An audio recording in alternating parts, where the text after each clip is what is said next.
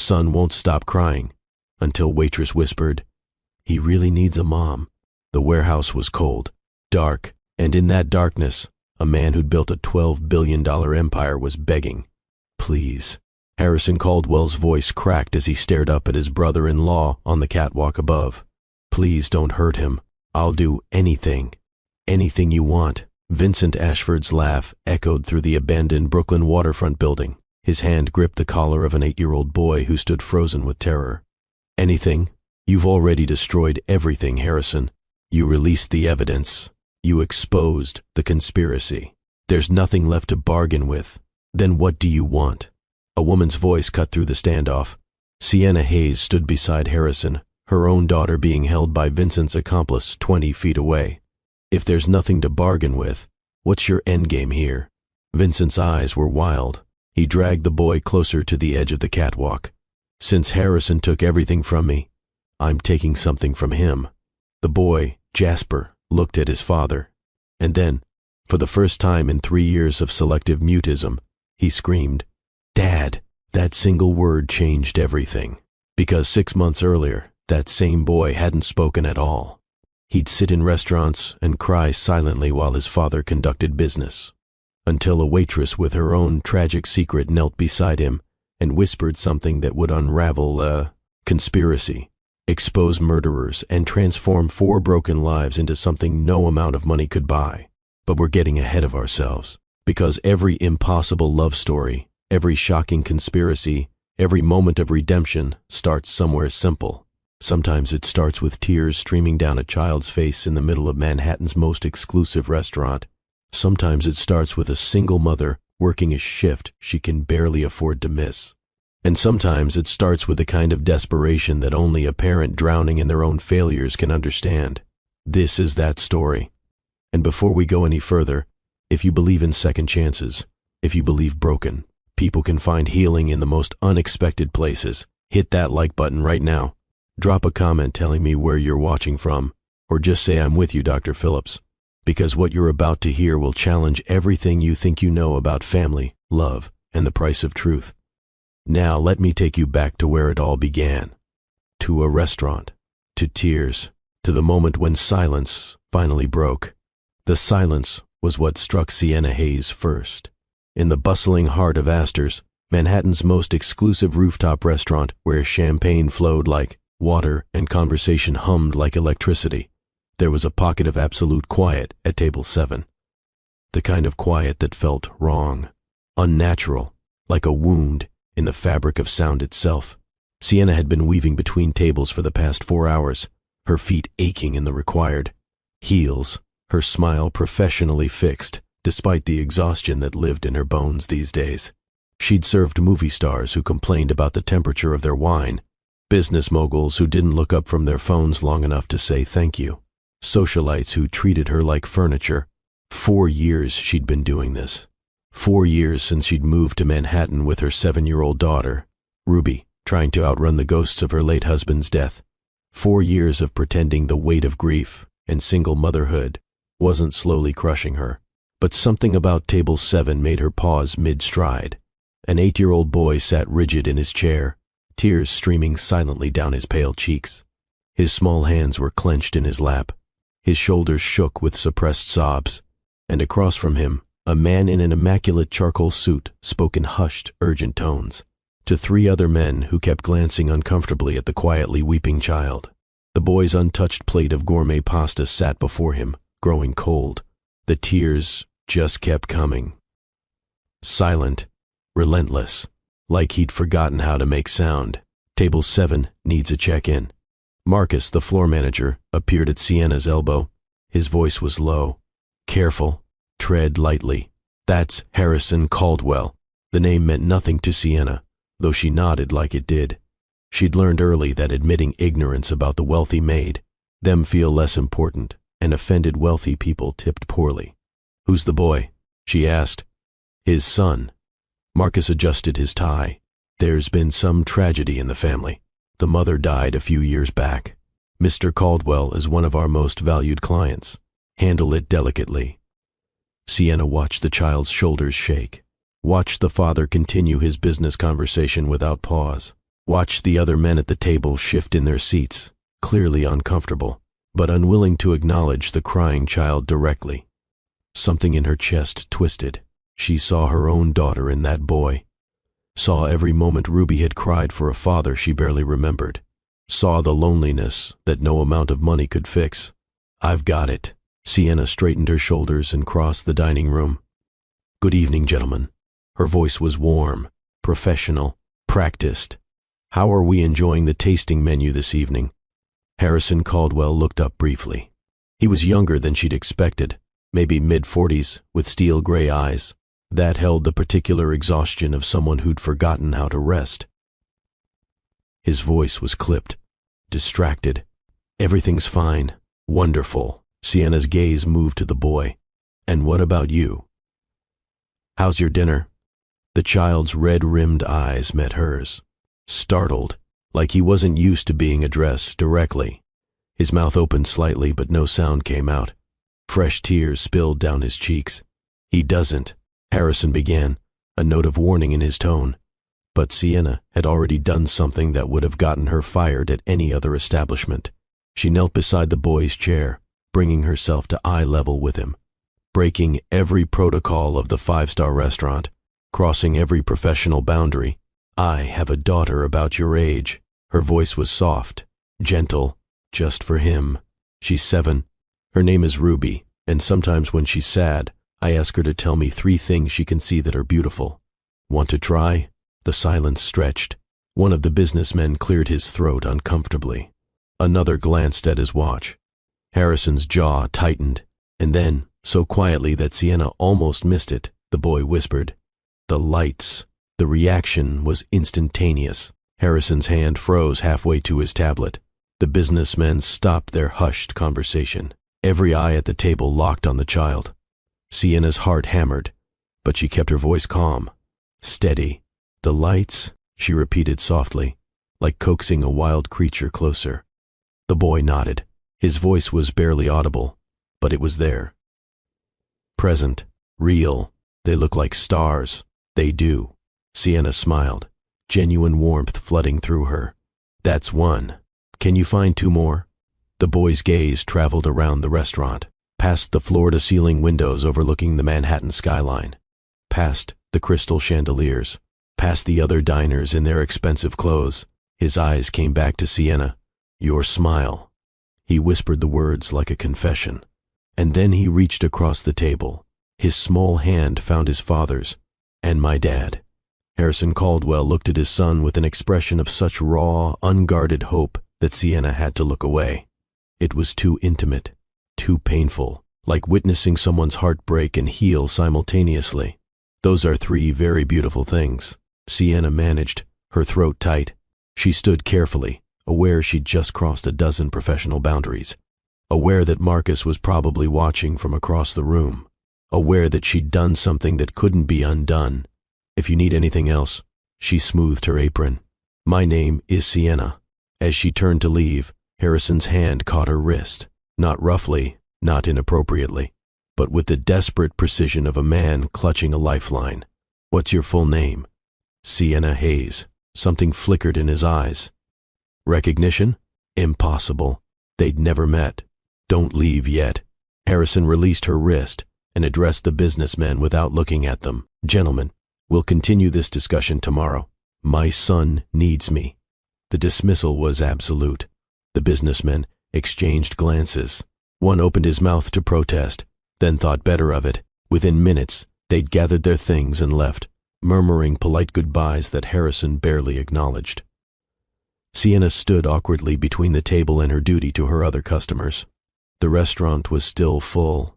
She had orders to take, drinks to refill, plates to clear. "He hasn't spoken to anyone but me in 3 years. Harrison's voice was low, controlled, but she could hear the tremor beneath it. Not his therapists, not his teachers, not anyone. And just now, he spoke to you. "I didn't know." Sienna looked at the boy, who was watching her with those haunted blue eyes. "I'm sorry. I didn't mean to overstep." "You didn't overstep." Harrison leaned forward. His intensity was unsettling, focused. like he was trying to solve a complex equation and she was the missing variable. "Ms. Hayes, I'd like to offer you a position." Sienna blinked. "I already have a position. Here, at the restaurant." "Not at the restaurant." "Not with Astor's." Harrison pulled a business card from his jacket pocket, withdrew a pen, wrote something on the back. "With me, with my son." She stared at him. "I don't understand. My son's name is Jasper. He's 8 years old. His mother died 3 years ago in an accident, and he hasn't spoken to anyone outside our immediate household since."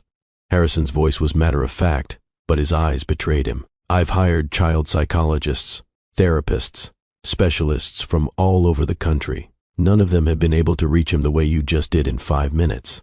Mr. Caldwell, I'm not a therapist. I'm a waitress.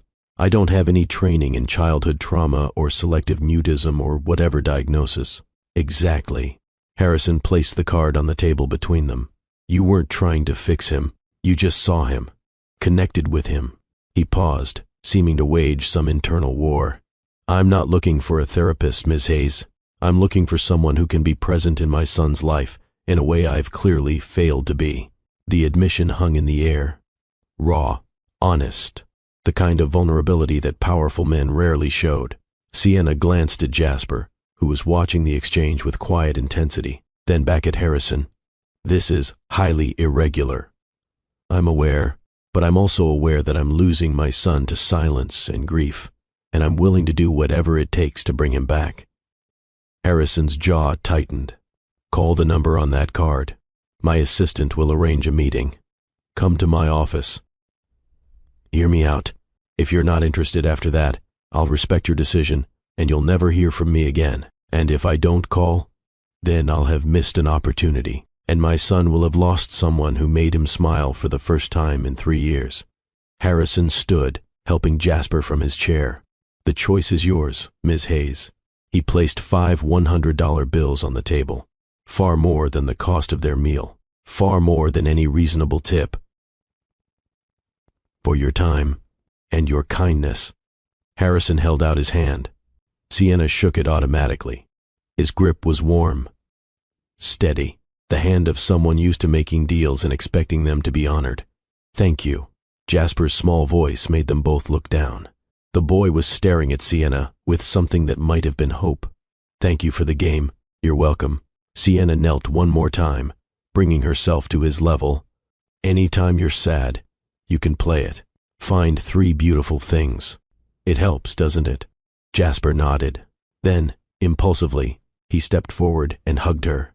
A quick, fierce embrace that lasted barely 3 seconds before he pulled away and retreated behind his father. Sienna stood slowly, her eyes stinging. She watched them leave, father and son walking through the restaurant toward the elevator. Harrison's hand resting protectively on Jasper's shoulder, the boy looking back once, just before they disappeared from view. Marcus appeared at her elbow the moment they were gone. "What just happened?" "I have no idea." Sienna stared at the business card on the table, at the money, at the 3 abandoned plates of food. But something had happened. Something that felt both terrifying and inevitable, like standing at the edge of a cliff and realizing you were always meant to jump. That night, after her shift ended at midnight, Sienna rode the subway, back to Queens with the business card burning a hole in her purse. The train rattled through the dark tunnels. Homeless men slept across the seats. A street performer with a broken guitar sang off-key. This was her world. Subway rides and cramped apartments and counting tips to see if she could afford Ruby's school supplies this month.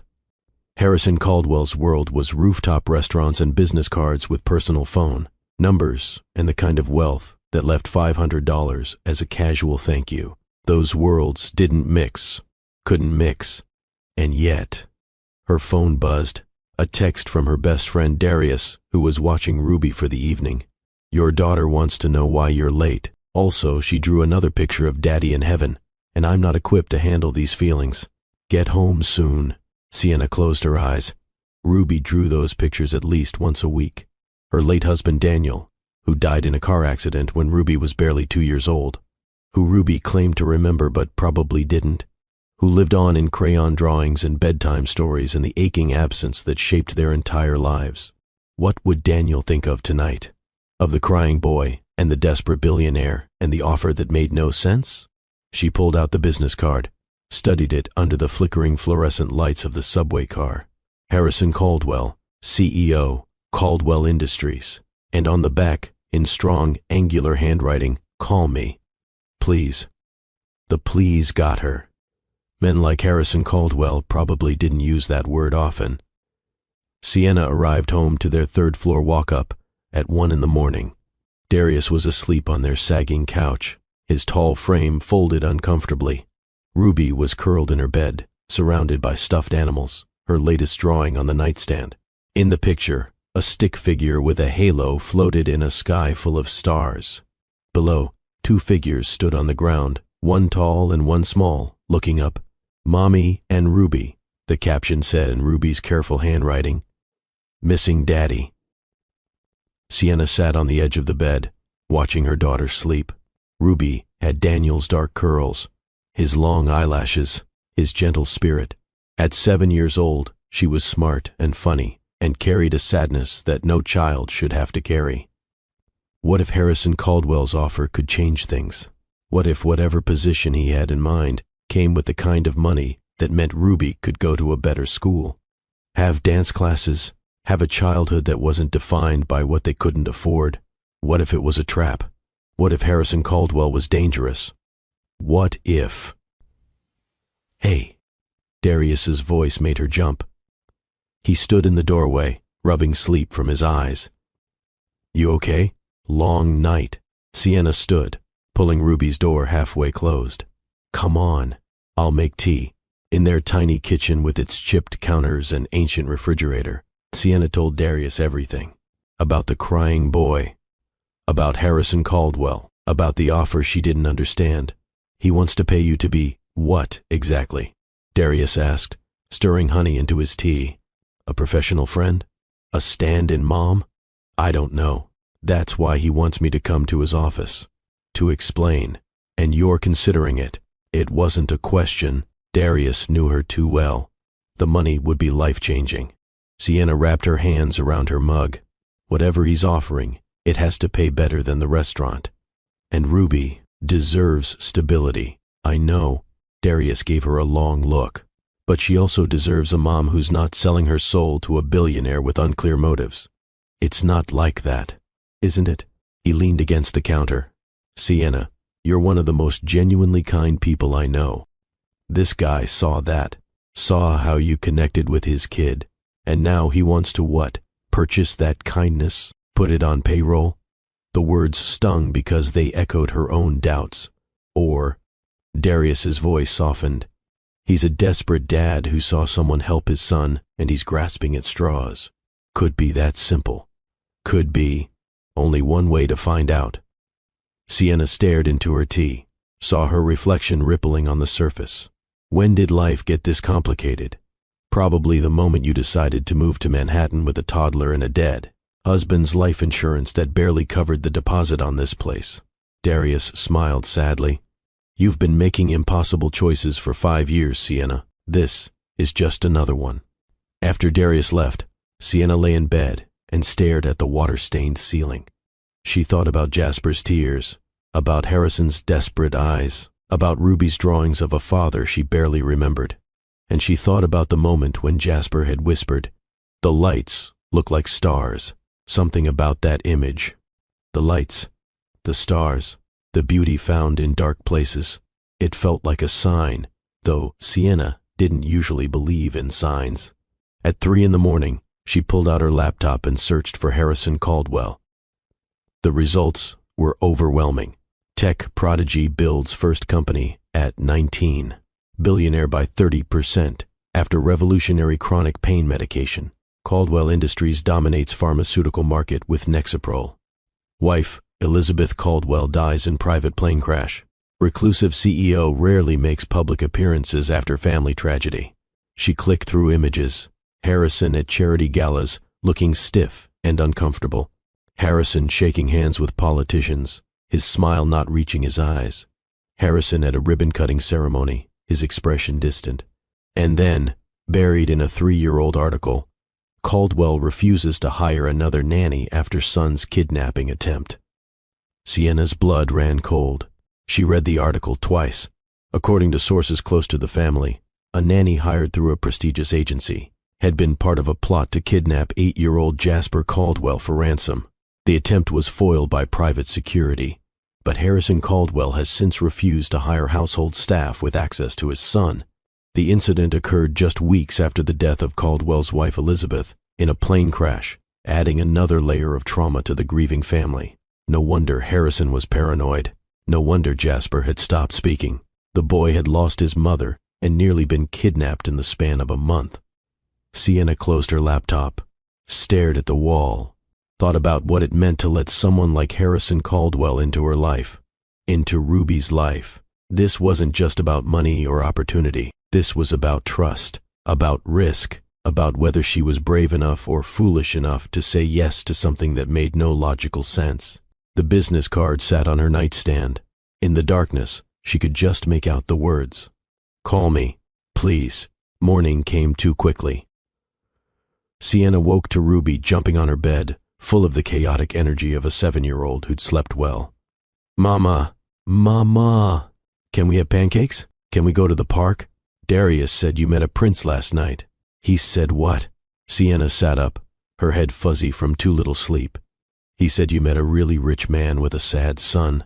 Ruby's expression turned serious. "Is the boy okay?" Leave it to her daughter to focus on that detail. "He's sad because his mom died.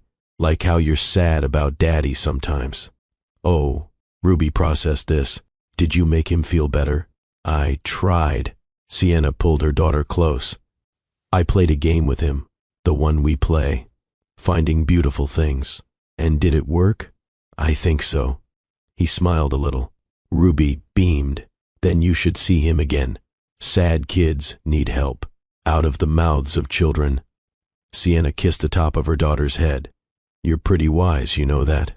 "I'm 7 3/4. Ruby said it like it explained everything. "So can we have pancakes?" They made pancakes together in their cramped kitchen. Ruby standing on a step stool to help pour batter, making shapes. A heart, a star, a lopsided circle that was supposed to be a face. And while they cooked, Sienna made a decision. She would call Harrison Caldwell. She would hear him out. She would take Ruby's wisdom seriously, because sometimes children saw things more clearly than adults. Sad kids need help. And maybe, just maybe, this was something she was meant to do. At 9 o'clock, after dropping Ruby at school, Sienna stood outside a bodega and dialed the number on the card. A woman answered on the second ring. "Caldwell Industries, Mr. Caldwell's office. This is Patricia. How may I help you?" "My name is Sienna Hayes. Mr. Caldwell asked me to call." A brief pause. Then, in a warmer tone, "Ms. Hayes." "Yes, Mr. Caldwell has been expecting your call. Are you available to come in this morning?" "This morning?" Sienna checked her watch. She had a shift at the restaurant at 3. "I suppose I could." "Excellent. Would 10 o'clock work? I'll send a car to pick you up." "What's your address?" Sienna gave it automatically, then immediately regretted it. "A car? I can take the subway. Mr. Caldwell insists." Patricia's tone suggested this wasn't up for debate. "The car will be there in 30 minutes. The call ended before Sienna could protest further. 30 minutes later, a sleek black town car pulled up outside her building. The driver, a professional man in his 50s, opened the door without a word. Sienna slid into the back seat, feeling completely out of place in her clearance rack interview dress and scuffed flats. The car's interior was all leather and technology, and that particular smell of expensive things. They drove from Queens into Manhattan, the city transforming outside the window, her neighborhood of bodegas and laundromats giving way to glass towers and designer boutiques. Caldwell Industries headquarters dominated the skyline, a tower of steel and glass that seemed to touch the clouds. The driver pulled into an underground garage, swiped a keycard, and drove to a private elevator. "This will take you directly to the executive floor." He handed her a visitor's badge.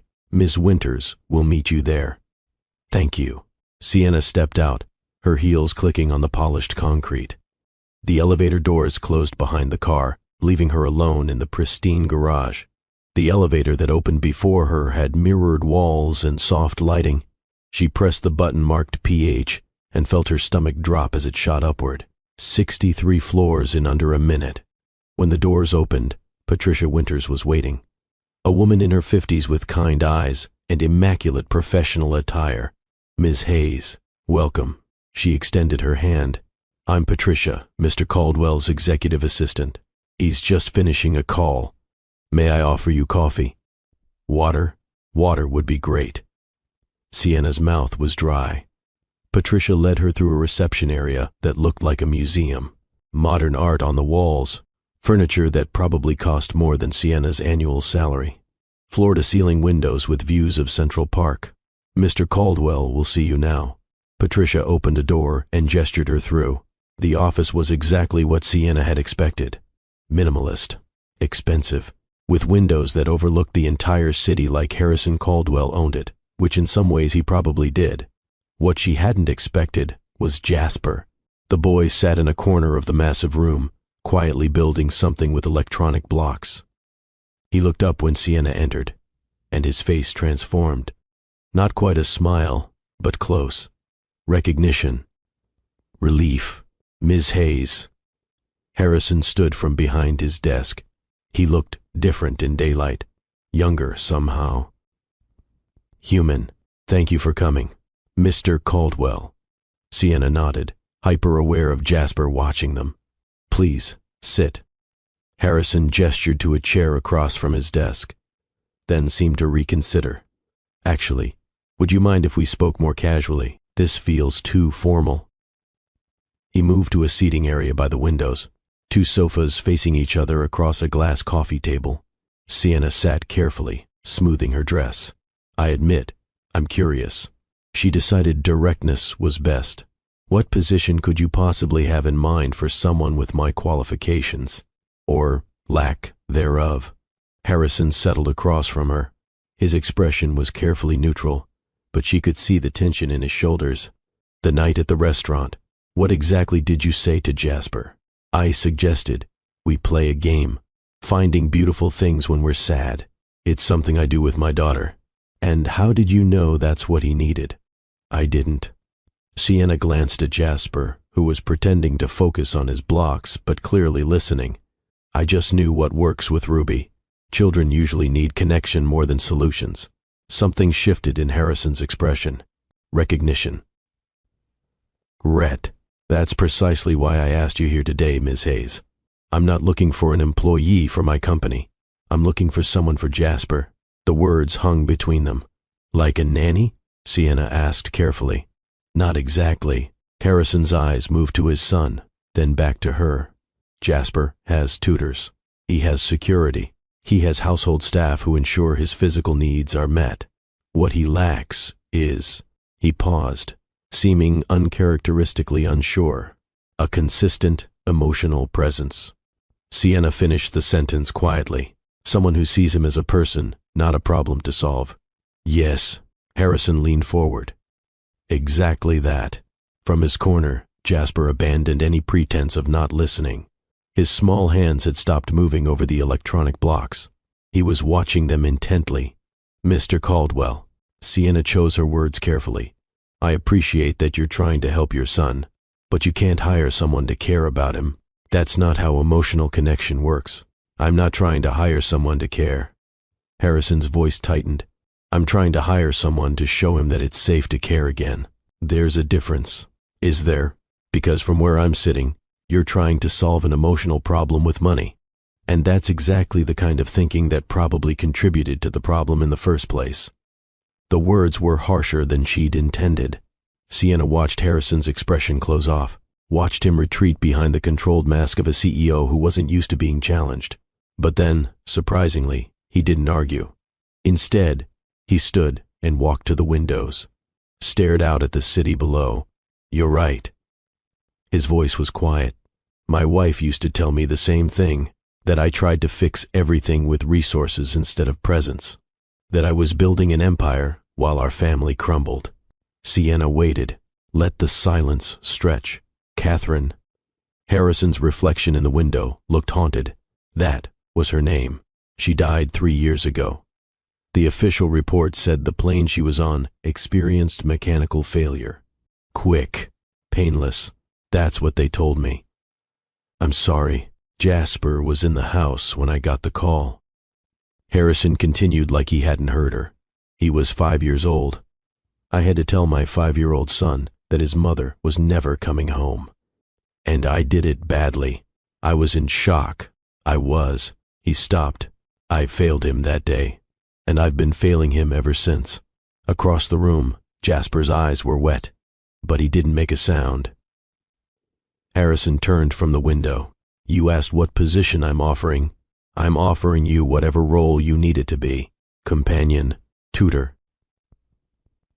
Someone who can be there for Jasper in ways I've clearly proven I cannot. And if it doesn't work, if Jasper doesn't respond to me the way he did at the restaurant. 3 months. Harrison's voice turned businesslike. Give it 3 months. Regardless of the outcome, I'll establish a trust for your daughter's education. Full tuition through graduate school if she chooses to pursue it. Sienna's breath caught. That was impossible, life-changing, suspiciously generous. Mr. Caldwell, that's an enormous commitment for something that might not work. It's an investment in my son's well-being. Harrison met her eyes. And call me Harrison. If we're going to do this, we should at least be on a first-name basis.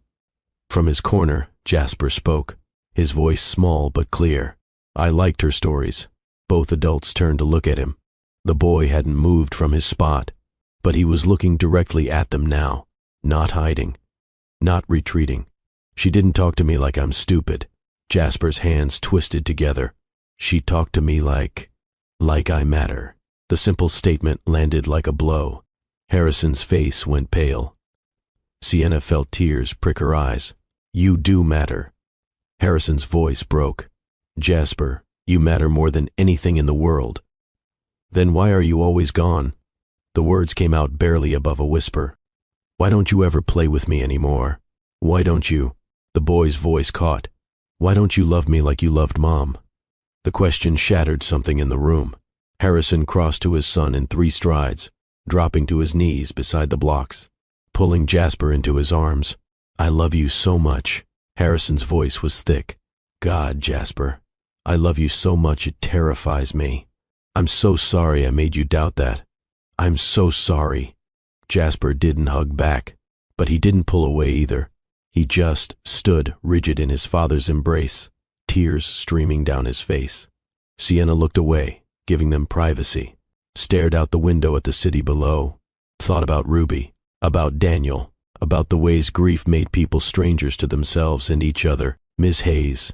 Harrison's voice made her turn back. He was still kneeling by Jasper, but looking at her. Please, I know I'm asking too much. I know this is irregular and possibly inappropriate, and definitely outside any normal bounds. But please, help us. The raw need in his voice, the trust it took to be that vulnerable in front of a stranger. Sienna saw past the billionaire to the broken father underneath. I have conditions. She heard herself say it before she'd consciously decided.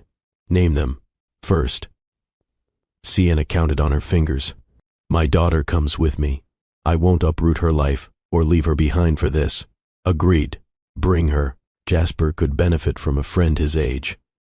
Second, we keep our apartment for the first month. We'll stay with you during the week if that's what's needed, but we go home on weekends. I need to know we have somewhere to return to if this doesn't work. Reasonable. Third, Sienna moved closer, looked Harrison directly in the eyes. You have to be present too. I won't be a replacement parent. Whatever time I spend with Jasper, you match it. You show up. You engage. You do the hard work of being his father, not just his provider. Harrison stood slowly, held her gaze. Those are fair conditions. And fourth, Sienna glanced at Jasper. I need to know everything about his mother's death, about the kidnapping attempt I read about online, about why he stopped speaking. If I'm going to help him, I need the whole truth.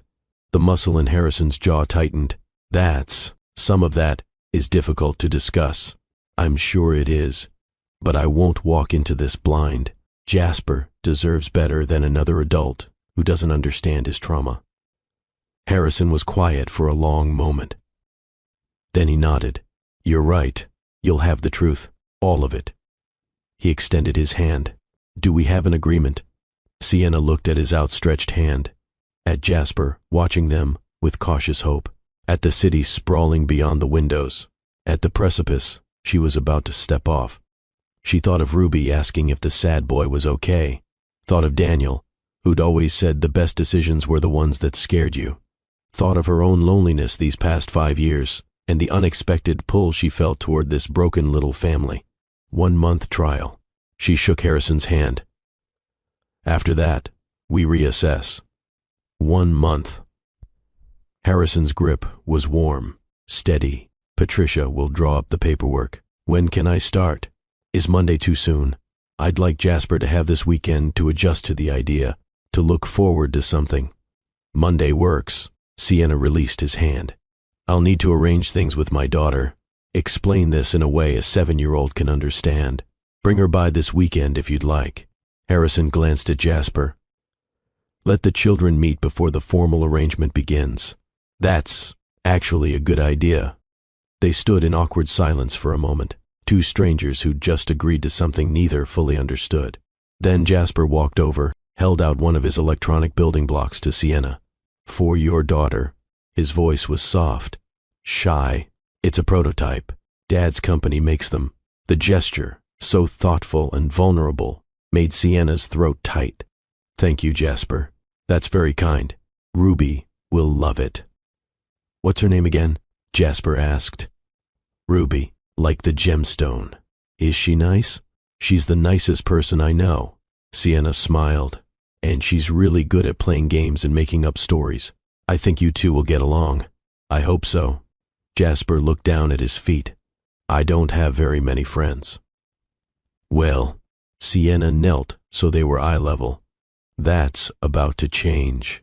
When Patricia called for a car to take her home, Sienna felt like she was floating. The whole morning had the surreal quality of a dream. Had she really just agreed to move herself and Ruby into a billionaire's home? To help a traumatized child speak again? To be part of Harrison Caldwell's life in ways she couldn't even fully define? The car ride back to Queens gave her time to process, to panic slightly, to wonder what the hell she'd just committed to. Her phone buzzed. A text from Harrison. Number unlisted, but she recognized the direct, efficient tone. "Patricia will send over the formal agreement this afternoon. Thank you, Sienna. You've given me something I haven't felt in 3 years. Hope." She stared at the message, at her name without the MS Hayes formality, at the vulnerability in those final words. Before she could overthink it, she typed back, "Don't thank me yet. The hard part comes next, making this actually work." His response came immediately. "Then it's fortunate I'm good at difficult things." Despite everything, Sienna smiled. "We'll see about that." That evening, she sat Ruby down for what she'd been mentally calling the conversation. They curled together on the couch with hot chocolate, Ruby's favorite stuffed elephant tucked between them. "Baby, I need to talk to you about something important." Ruby's eyes went wide. "Are we moving? Did someone die? Are you sick?" No, nothing like that." Sienna pulled her close. "Remember I told you about the sad boy I met at work? The one whose mom died?" Ruby nodded solemnly. "Well, his dad asked me to spend time with him, to help him feel less sad. And that means we might need to stay at their house sometimes during the week." "Like a sleepover?" "Sort of." Sienna tried to find words a 7-year-old could grasp. "More like we'd have 2 homes for a while. Our apartment on weekends, and their place during the week. You'd still go to your same school, still see all your friends, but you'd also get to know Jasper." That's the boy's name. Ruby processed this with the seriousness she brought to all big topics. Would we have our own room? Our own rooms, plural. Sienna still couldn't quite believe it herself. "The place is really big, Ruby. Like, really big. Like a castle?" "Kind of." Ruby's eyes lit up. Then her expression turned thoughtful. "But why does he need you? Doesn't he have a mom? His mom died, like how Daddy died. So now it's just him and his dad, like it's just you and me. Understanding dawned on Ruby's face. So, he's lonely, very lonely, and his dad works a lot, kind of like how I have to work a lot. So I'm going to try to help make things better for him, by being his friend, by being there for him. Sienna corrected gently. Sometimes, that's the most important thing we can do for people who are sad. Ruby leaned against her mother's shoulder. Okay, we can help him. But Mama, yes baby, are you going to fall in love with his dad? Because Darius says rich men always make ladies fall in love with them. Sienna choked on her hot chocolate. What? No, Ruby, this is about helping a child. That's not what this is. Okay. Ruby sounded unconvinced. But if you do fall in love, that's okay. Daddy would want you to be happy. The simple statement, delivered with such earnest certainty, made Sienna's eyes sting. How did you get so wise? I'm 7 3/4. Ruby said it like it explained everything. And I pay attention. That weekend, Sienna brought Ruby to meet Jasper. Harrison sent a car again, which Ruby found thrilling. She pressed her face to the window the entire ride, narrating the changing neighborhoods. Look, Mama, that building is taller than the sky. Look at those dogs, they're so fluffy. Mama, are we rich now? No, baby. Sienna smoothed Ruby's curls. We're just visiting someone who is. But if we live there sometimes, doesn't that make us a little bit rich? The logic was hard to argue with. They arrived at the Caldwell penthouse on a sunny Saturday afternoon. The building's doorman greeted them by name. The elevator required a key card that Harrison had sent over. Everything spoke of wealth and security, and a world so far removed from their own it might as well have been another planet. The elevator opened directly into the penthouse, and there, waiting in the entrance hall, stood Harrison and Jasper. Harrison had traded his business suit for jeans and a sweater. The casual clothes made him look younger, more approachable. Jasper stood slightly behind his father, peering around at them with curious eyes. Ms. Hayes, Harrison smiled. And you must be Ruby. Ruby, surprisingly shy for once, tucked herself against Sienna's side. Hi. Jasper's voice was soft. I'm Jasper, I know, Ruby whispered back. My mom said you like stars. I do. Me too. Ruby's shyness was already fading. Do you know the constellations? I know 3. The Big Dipper and the Little Dipper and Orion. Orion. Jasper's lips quirked. I know that one too. Can you show me? Do you have a telescope? I have a telescope and a planetarium projector. Jasper glanced at his father, then back at Ruby. Want to see? Yes, and just like that, the children were bonding. Harrison led them to what he called Jasper's wing, which turned out to be an entire floor dedicated to the boys' bedroom, playroom, and study. Ruby's reaction was priceless. She stopped in the doorway of the playroom and gasped. It's like a toy store. It sort of is, Jasper admitted. Dad keeps buying me things. Harrison had the grace to look slightly embarrassed. While the children explored, Harrison and Sienna stood in the hallway. The sounds of Ruby's excitement and Jasper's quiet responses drifted through the open door. She's wonderful, Harrison said softly. So open. Jasper hasn't interacted with another child in months. She has a gift for making friends. Sienna watched her daughter showing Jasper how to make a stuffed elephant dance. She gets that from her father. He could talk to anyone. It was the first time she'd mentioned Daniel to Harrison. The words felt strange. Vulnerable. Your late husband. Harrison's tone was careful. What was his name? Daniel. Daniel Hayes. Something flickered across Harrison's face. An expression Sienna couldn't quite read. That's a good, strong name, Harrison said finally. He was a good, strong man. Sienna kept her eyes on the children. He died when Ruby was 2. Car accident. Fell asleep at the wheel driving home from work. I'm sorry. Harrison's voice carried genuine sympathy. Losing a partner. It changes everything, doesn't it? Everything, Sienna agreed. You keep waiting for life to go back to normal, and then you realize this is normal now. The absence is the constant. Yes, Harrison's voice was rough. Exactly that. They stood in shared understanding. Two people shaped by loss. Two people trying to build something from the wreckage. Your daughter seems to be adjusting well, Harrison observed. She's resilient. Sienna smiled sadly.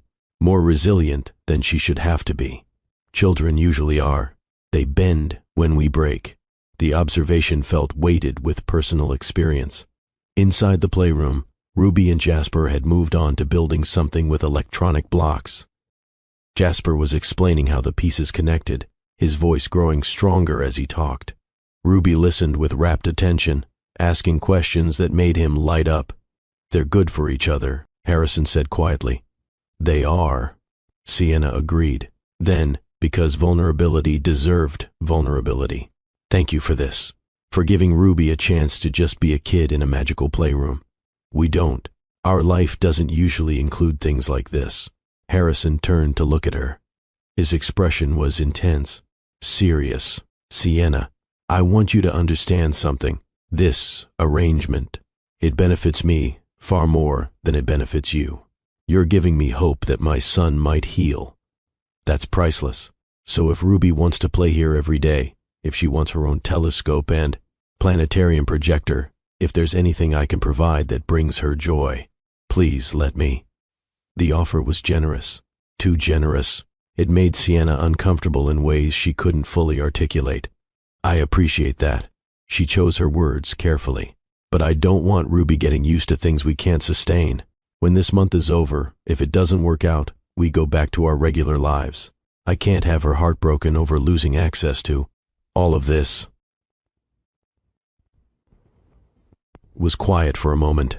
Then, "What if it does work out? Then we'll figure it out as we go." Sienna met his eyes. "But let's not get ahead of ourselves." Fair enough. They spent 3 hours at the penthouse that afternoon. The children played, while Sienna and Harrison discussed logistics. Where Ruby and Sienna would stay, schedules, boundaries, the practicalities that would make this experiment possible. Patricia had prepared a suite for them in what Harrison called the East Wing, 3 bedrooms connected by a common living area. Ruby's room had been decorated in purples and pinks, with a bookshelf already stocked with age-appropriate books. You didn't have to do all this. Sienna stood in the doorway, overwhelmed. I wanted Ruby to feel welcome. Harrison stood beside her. This is her home now, too. For the next month, at least. Her home, the words felt foreign.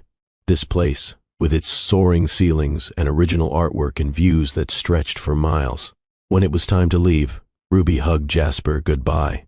A spontaneous, fierce embrace that made the boy freeze for a moment before tentatively hugging back. "I'll see you Monday," Ruby promised. "And we're going to find all the constellations. Every single one." "Okay," Jasper whispered. "I'd like that." In the car ride home, Ruby chattered non-stop about the playroom and Jasper and the planetarium projector that made it look like you were in space. "Mama, can we live there forever? We're trying it for 1 month, baby. Remember? Then we'll see. But what if I want to see Jasper after the month? Then we'll figure something out." Sienna pulled her daughter close. "But don't get too attached to the fancy stuff, okay? That's not what matters." "I know," Ruby said seriously. "What matters is that Jasper has a friend now, and that we're helping him not be so sad." "Exactly. And that you and his dad keep looking at each other like you're in a movie." Sienna sputtered. "We do not." "You do." Ruby giggled. "It's okay, Mama. I don't mind. There's nothing to mind because there's nothing happening." "If you say so." Sienna decided to let it drop. Her 7-year-old was entirely too perceptive. That night, after Ruby was asleep, Sienna's phone buzzed with a text from Harrison. "Jasper hasn't stopped talking about Ruby. I haven't heard him this animated in years. Thank you." She smiled despite herself and typed back, "Ruby's the same way.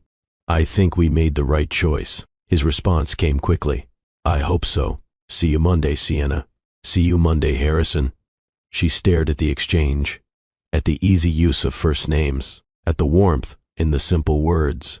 What was she getting herself into? But somewhere beneath the anxiety and uncertainty, there was something else. something that felt almost like excitement, like the first breath after being underwater too long. Maybe, just maybe, this impossible arrangement would turn into something good. Or maybe it would fall apart spectacularly and leave everyone more broken than before. Only one way to find out. Monday morning arrived with a flurry of activity, packing clothes for the week, making sure Ruby had everything she needed for school. The butterflies in Sienna's stomach that wouldn't settle. The car arrived at 8. Same driver, same smooth professionalism. Ruby bounced in her seat the entire ride, too excited to sit still. When they arrived at the penthouse, Harrison was waiting. He'd clearly already been up for hours. There was coffee in an expensive-looking mug and the slightly rumpled look of someone who'd been working since dawn. "Good morning." He smiled at Ruby. "I hope you're ready for an adventure." "I'm always ready for adventures," Ruby declared. Jasper appeared from the hallway, dressed for school. When he saw Ruby, his whole face lit up. "You came." "Of course I came." Ruby bounced over to him. "I promised, didn't I?" And just like that, the strangeness of the situation faded slightly, because at the center of it were two children who'd found each other. Everything else was just details. Harrison's driver would take both children to school. Sienna would have the mornings to herself until pickup at 3. Harrison offered her an office space in the penthouse if she wanted to work on anything, or access to the building's gym, library, whatever she needed. It was all overwhelming in its generosity. The first day passed in a blur. Sienna wandered the penthouse, feeling like an intruder, made herself lunch in the enormous kitchen, tried to read, but couldn't focus. At 3 o'clock, she picked up both children from their respective schools. Ruby's was in Queens, Jasper's a private academy in Manhattan. The driver handled the logistics with practiced efficiency. "How was school?" Sienna asked as they settled into the car. "Good," Ruby enthused. "I told everyone about Jasper and the telescope." "And what did you tell them?" Harrison asked. He'd surprised them by joining for the pickup. "That I have a new friend who knows everything about stars," Ruby grinned, "and that we're staying at his house for a while." Jasper, who'd been quiet until then, spoke up. "I told my teacher too." "What did you tell her?" "That I have a friend now." His voice was soft, proud. She was surprised. "I don't usually talk to her." Harrison's expression flickered with emotion. "That's wonderful, Jasper." The afternoon routine they'd discussed began to take shape. Homework at the kitchen table. Playtime. Dinner. Together. It was normal and surreal all at once. This domestic scene playing out in a penthouse that cost more than Sienna would earn in a lifetime. But the children didn't care about that. They cared that Ruby helped Jasper with his spelling words, that Jasper showed Ruby how to build a robot with his electronic blocks, that they laughed together over a joke only they understood. And Harrison. Harrison watched it all with an expression that broke Sienna's heart. Wonder and grief and guilt all tangled together. After dinner, after the children were settled with a movie, Harrison found Sienna on the balcony overlooking Central Park. "Penny for your thoughts." She turned to find him holding 2 glasses of wine. Offering one. "I probably shouldn't." Sienna hedged. "I'm technically working. You're technically off duty once the kids are settled." Harrison pressed the glass into her hand. "And I could use the company." They stood side by side, looking out at the city lights. "This is strange, isn't it?" Sienna said finally. "All of this. Incredibly strange." Harrison agreed, but also, right somehow. She glanced at him. His profile against the cityscape. The tension in his shoulders that never quite left. "Can I ask you something?" She took a sip of wine for courage. "Anything. Do you ever regret it? Building all of this? The company, the wealth, the everything?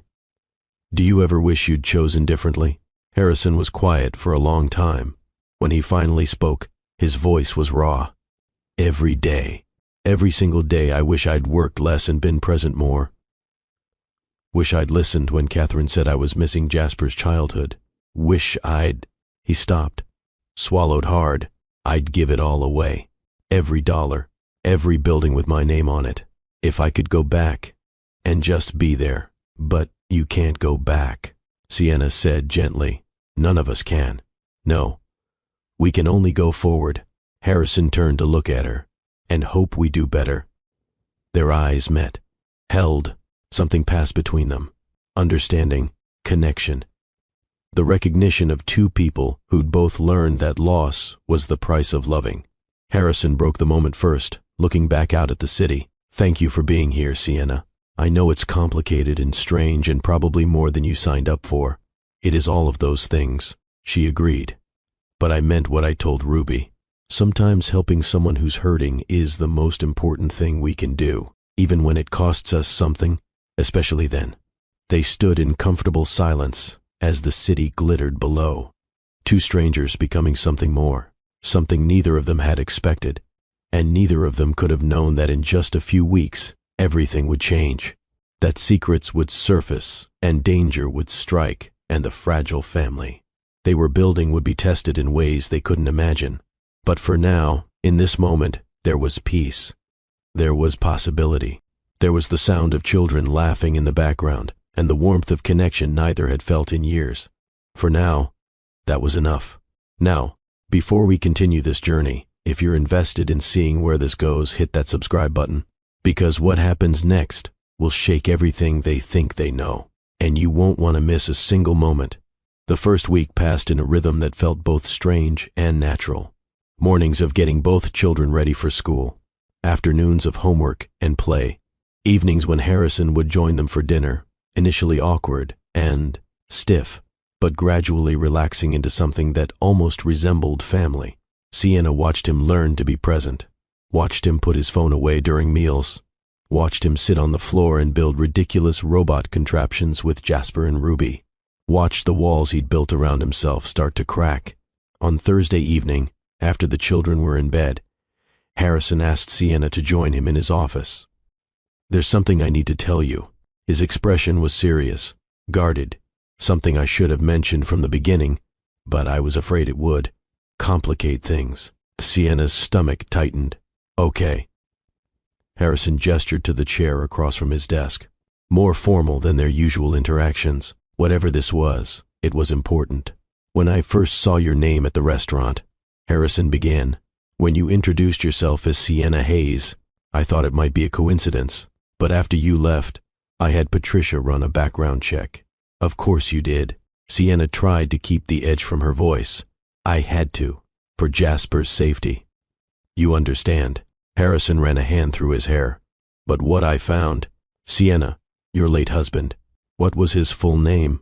Daniel Christopher Hayes. Why? Harrison pulled a file from his desk drawer, placed it between them. And what did he do for a living? He worked for a pharmaceutical company. Research and development. He was always vague about the details. Confidentiality agreements and such. Sienna's pulse quickened. Harrison, what is this about? Daniel Hayes worked for me. The words hung in the air. Sienna stared at him, certain she'd misheard. That's impossible. Daniel worked for a startup called, she tried to remember the name, BioNova Solutions, some small company. Not a subsidiary of Caldwell Industries. Harrison opened the file, pushed it toward her. I owned BioNova through a holding company. Your husband was my director of research and development 6 years ago. Sienna's hands shook as she opened the file. And there it was. Employment records with Daniel's name, his signature, photos from company events showing him in a lab coat with the Caldwell Industries logo visible in the background. I don't understand. Her voice sounded far away. He never said your name. The subsidiary structure was deliberately opaque, for competitive reasons. Most employees didn't realize the full ownership chain. Harrison leaned forward. Sienna, I need you to understand. When I saw your name at the restaurant, I didn't make the connection immediately. But when I researched you afterward, when I saw your daughter's age, the timeline of Daniel's death, I realized who you were. The room tilted. You knew. When you offered me this position, you knew I was Daniel's widow. Yes. Anger flared hot and bright in Sienna's chest. So, what is this? Guilt? You're trying to ease your conscience by helping Daniel's poor widow and orphan daughter? No. Harrison's voice was firm. What happened at the restaurant with Jasper, that was real. His response to you was genuine, but I would be lying if I said knowing who you were didn't factor into my decision to pursue this arrangement. Why? What does my dead husband have to do with your son? Because Daniel's death haunts me. Harrison's composure cracked. Because he was more than an employee. He was a friend. And the night he died, he was driving home from the lab at 3 a.m. Because I had pushed an impossible deadline for a project that couldn't wait.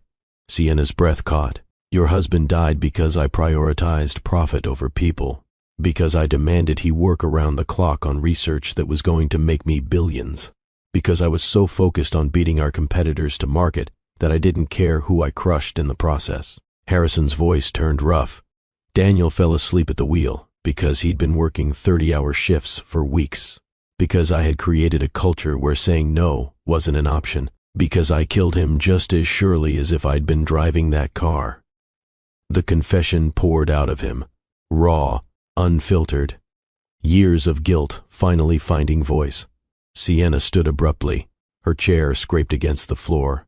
I need air. She walked out onto the balcony. The same balcony where Harrison's wife had died, where grief seemed to cling to the very stones. Behind her, she heard Harrison follow.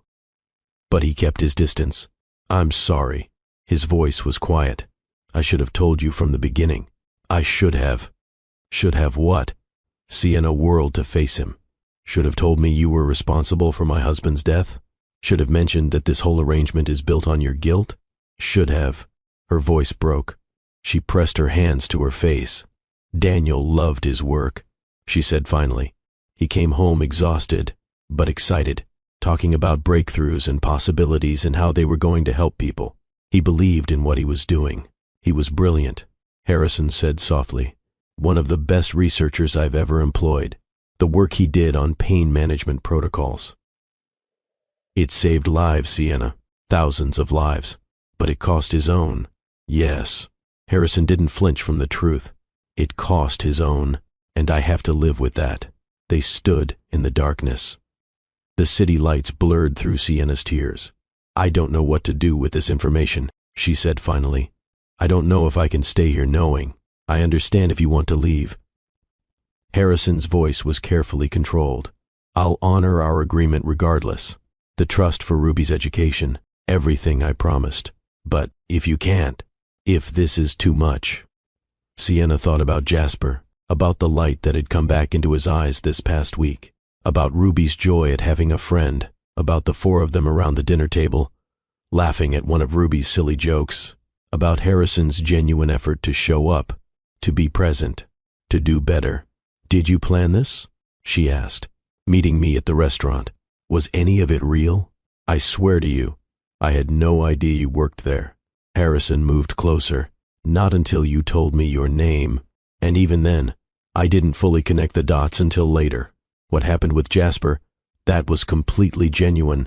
And afterward, when you realized who I was, I saw an opportunity to try to make amends, to help Daniel's family the way I failed to help him. Harrison's voice dropped.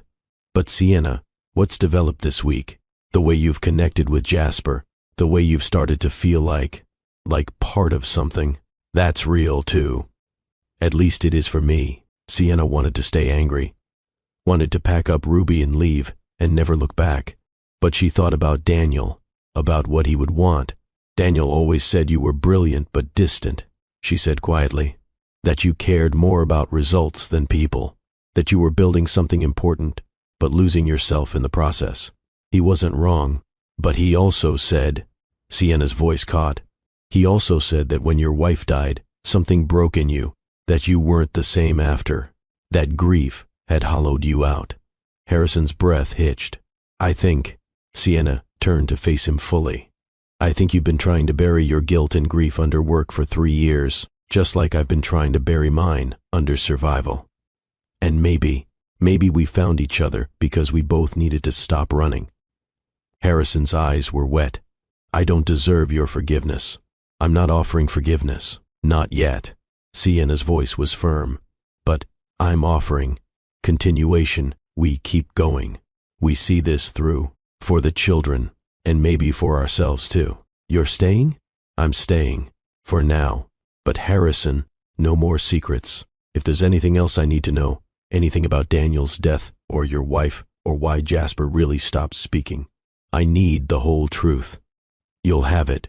Harrison's voice was thick with emotion. All of it. I promise.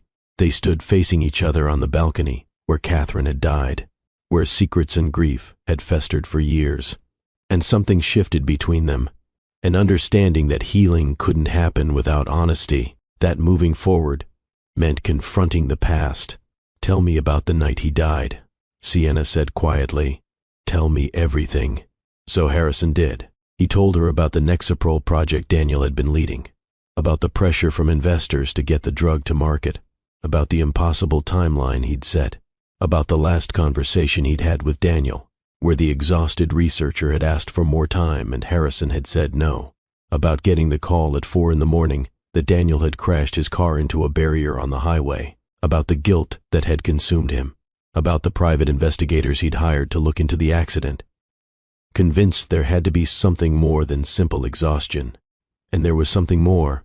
Harrison's voice turned grim. The toxicology report showed elevated levels of a stimulant.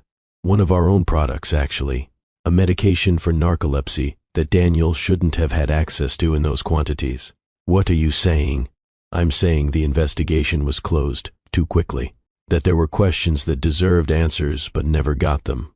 Harrison pulled out his phone, showed her files he'd kept. Daniel had scheduled a meeting with me for the morning after his death. My assistant said he sounded anxious, urgent, like he'd discovered something important. Discovered what? I don't know.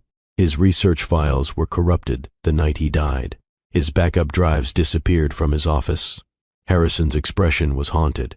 I've spent 5 years wondering if his death was really an accident, or if he found something someone wanted buried. The implication sent ice through Sienna's veins. You think someone killed him. I think it's possible. I think he discovered something about Nexaprol, something that could have destroyed the company. And I think I was too broken by Catherine's death to push harder for answers. Catherine's death. Sienna's mind raced. You said she died in a plane crash. That's what the official report says. Harrison's jaw clenched. But Catherine had been asking questions too, about the company, about certain financial irregularities she'd noticed. She died 6 months before Daniel.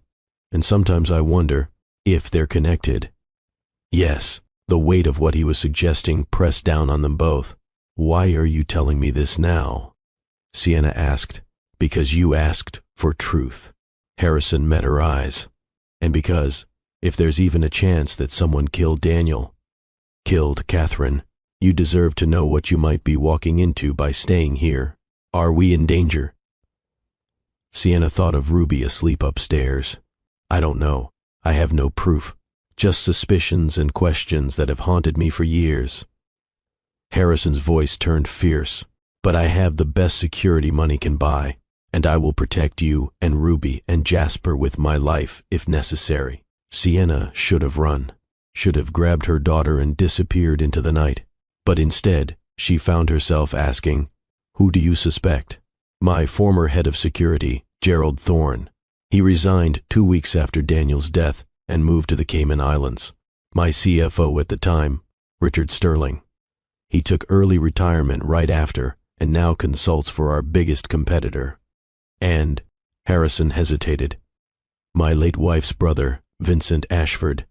He sat on our board, pushed hard to have me removed after Catherine died, has been trying to gain control of the company ever since. You think your brother-in-law killed his own sister? I think Vincent loved money more than anything, including family. And if Catherine threatened that, Harrison didn't finish the sentence. They stood in heavy silence. The city continued its indifferent glitter below. I need time to process this, Sienna said finally. All of it. The Daniel connection. The conspiracy theories. Everything. Of course. Harrison stepped back. Take all the time you need. But as Sienna turned to go inside, his voice stopped her. Sienna, for what it's worth, having you here, having life return to this house. It's been, he searched for words. It's been the first time in 3 years I've felt like I might survive this, like there might be something beyond grief and guilt. The vulnerability in his admission made her throat tight. Good night, Harrison. Good night. Sienna didn't sleep that night. She lay in her luxurious bedroom in the East Wing and stared at the ceiling and thought about Daniel, about the husband she'd lost, about the possibility that his death hadn't been an accident, about Harrison Caldwell, who was either a guilt-ridden billionaire trying to make amends or something more complicated, something that scared her because she was starting to care. Her phone buzzed at 2 a.m. A text from Darius. "How's life in the castle?" "You surviving?" She typed back. "It's complicated. Found out my late husband used to work for Harrison. He feels responsible for Daniel's death." The response came immediately. "What? Girl, call me. Now." They talked for an hour. Sienna poured out everything. The revelations, the suspicions, the impossible situation she'd found herself in. "So let me get this straight." Darius's voice was incredulous. "You're living with a billionaire who might be investigating a conspiracy that killed his wife and your husband, and you're staying? The kids need stability. That's not the only reason." Sienna was quiet. "You're falling for him." Darius said it gently. "Oh, honey, I'm not. I barely know him." "You're living in his house, raising kids together, sharing secrets at 2 a.m. That's intimacy, Sienna. That's the foundation of something real." "It's complicated. The best things usually are." Darius sighed. "Just be careful, okay? Guard your heart. Guard Ruby. Don't let the money and the penthouse and the broken billionaire make you forget who you are." "I won't." But as she hung up, Sienna wondered if it was already too late. The next morning brought chaos neither of them had anticipated. Sienna woke to her phone ringing. Harrison's name on the screen. It was barely 6 a.m. "Don't go outside." His voice was tense. "Don't let Ruby leave the penthouse." "What? Why?" "Just stay inside. I'm handling it." She went to the window, looked down at the street below, and her stomach dropped. Paparazzi, at least 24 of them. Cameras with long lenses pointed at the building. News vans parked along the street. Her phone buzzed with notifications. Google alerts with her name. She clicked one with trembling fingers.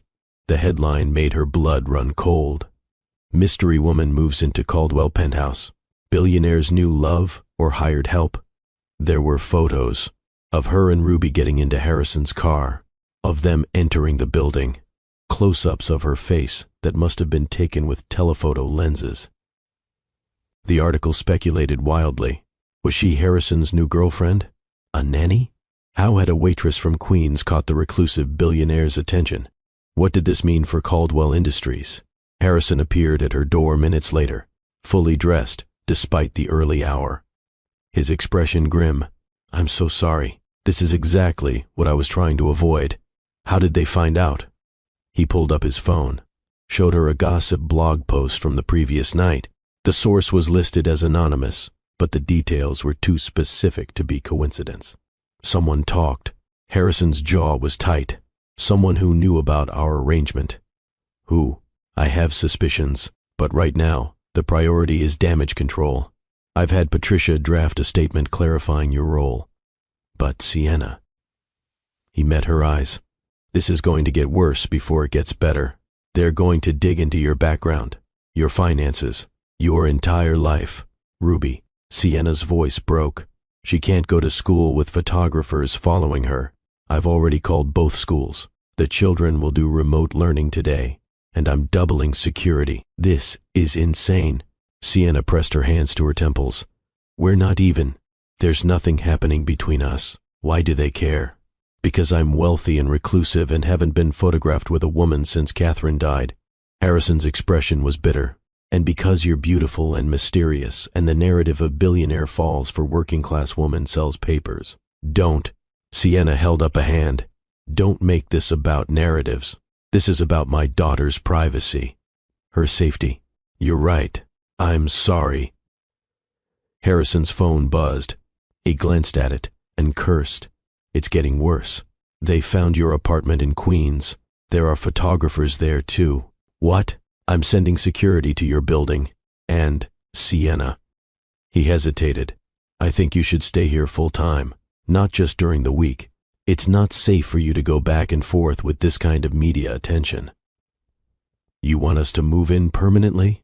Just until this dies down. Harrison's voice was urgent. Please, I can protect you here. Out there, with cameras following you. I can't guarantee your safety. Or Ruby's. Sienna wanted to argue, wanted to insist on maintaining their boundaries. But she thought of Ruby being chased by photographers, of strangers knowing where they lived. Okay, she heard herself agree, but this doesn't change our agreement. 1 month trial. This is just logistics. Of course, just logistics, but they both knew it was more than that.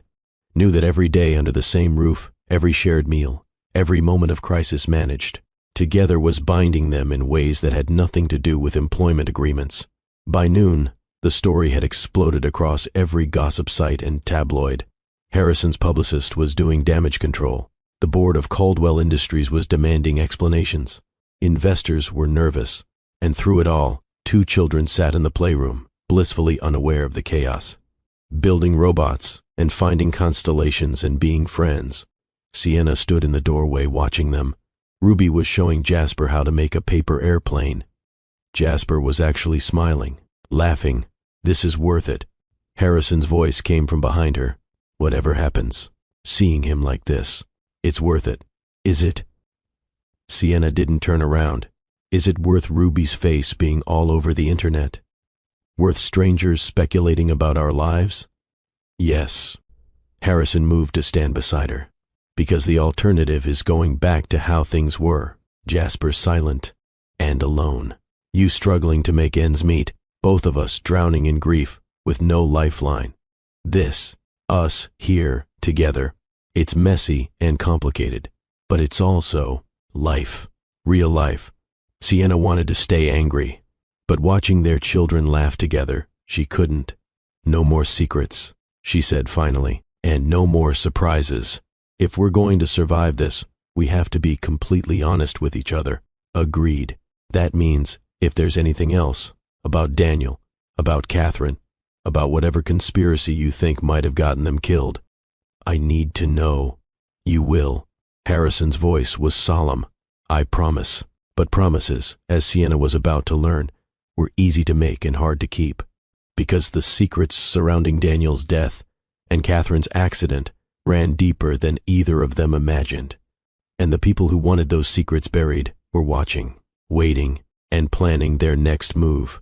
If you're on the edge of your seat right now, wondering what happens next, show some love.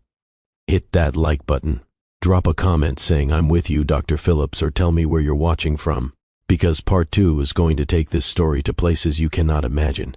And you're going to want to be here for every single moment. This is just the beginning. The truth about Daniel's death, the conspiracy that spans years, the danger that's about to find them. It's all coming, and it's going to change everything these 4 people think they know about family, love, and the price of truth. The media storm lasted exactly 4 days before a celebrity divorce scandal stole the headlines. But the damage was done. Sienna's face had been plastered across tabloids. Her entire life history dissected by strangers online. Well-meaning friends from her past reaching out with questions she couldn't answer. And through it all, Harrison kept his word. Security was tripled. A legal team handled the worst of the invasive journalism. Patricia issued statements that were professional and final. But the biggest change was the one neither of them had anticipated. Somewhere between crisis management and late-night strategy sessions, between shared meals and co-parenting. Moments, the boundaries between employer and employee had blurred into something neither could name. It was Ruby who noticed first. Mama, she whispered one evening as Sienna tucked her into bed. Do you like Harrison? He's a good man. Sienna smoothed her daughter's curls. Why do you ask? Because you smile different when he's around. Ruby's 7-year-old wisdom was unsettling. Like you're happy, but also scared. I'm not scared. You are. It's okay though. Ruby patted her mother's hand. Daddy would want you to be happy, even if being happy is scary. The simple statement made Sienna's eyes burn. How did you get so wise, baby? I pay attention. Ruby yawned. And I think Harrison likes you too. He looks at you the way the prince looks at the princess in my books. This isn't a fairy tale, Ruby. Maybe not, but it could be something good, right? Sienna kissed her daughter's forehead. Get some sleep, sweetheart. But as she left the room, Ruby's words echoed. It could be something good, could it? She found Harrison in his office. He'd been working late every night since the media explosion, trying to reassure investors, manage the board, keep Caldwell Industries stable while his personal life imploded. You should sleep. Sienna stood in the doorway. Harrison looked up from his computer, dark circles under his eyes, hair disheveled from running his hands through it. So should you. Can't. Too much in my head. Join the club. He gestured to the chair across from his desk. Want to talk about it? Sienna sat, studied him in the soft light of the desk lamp. When was the last time you slept through the night?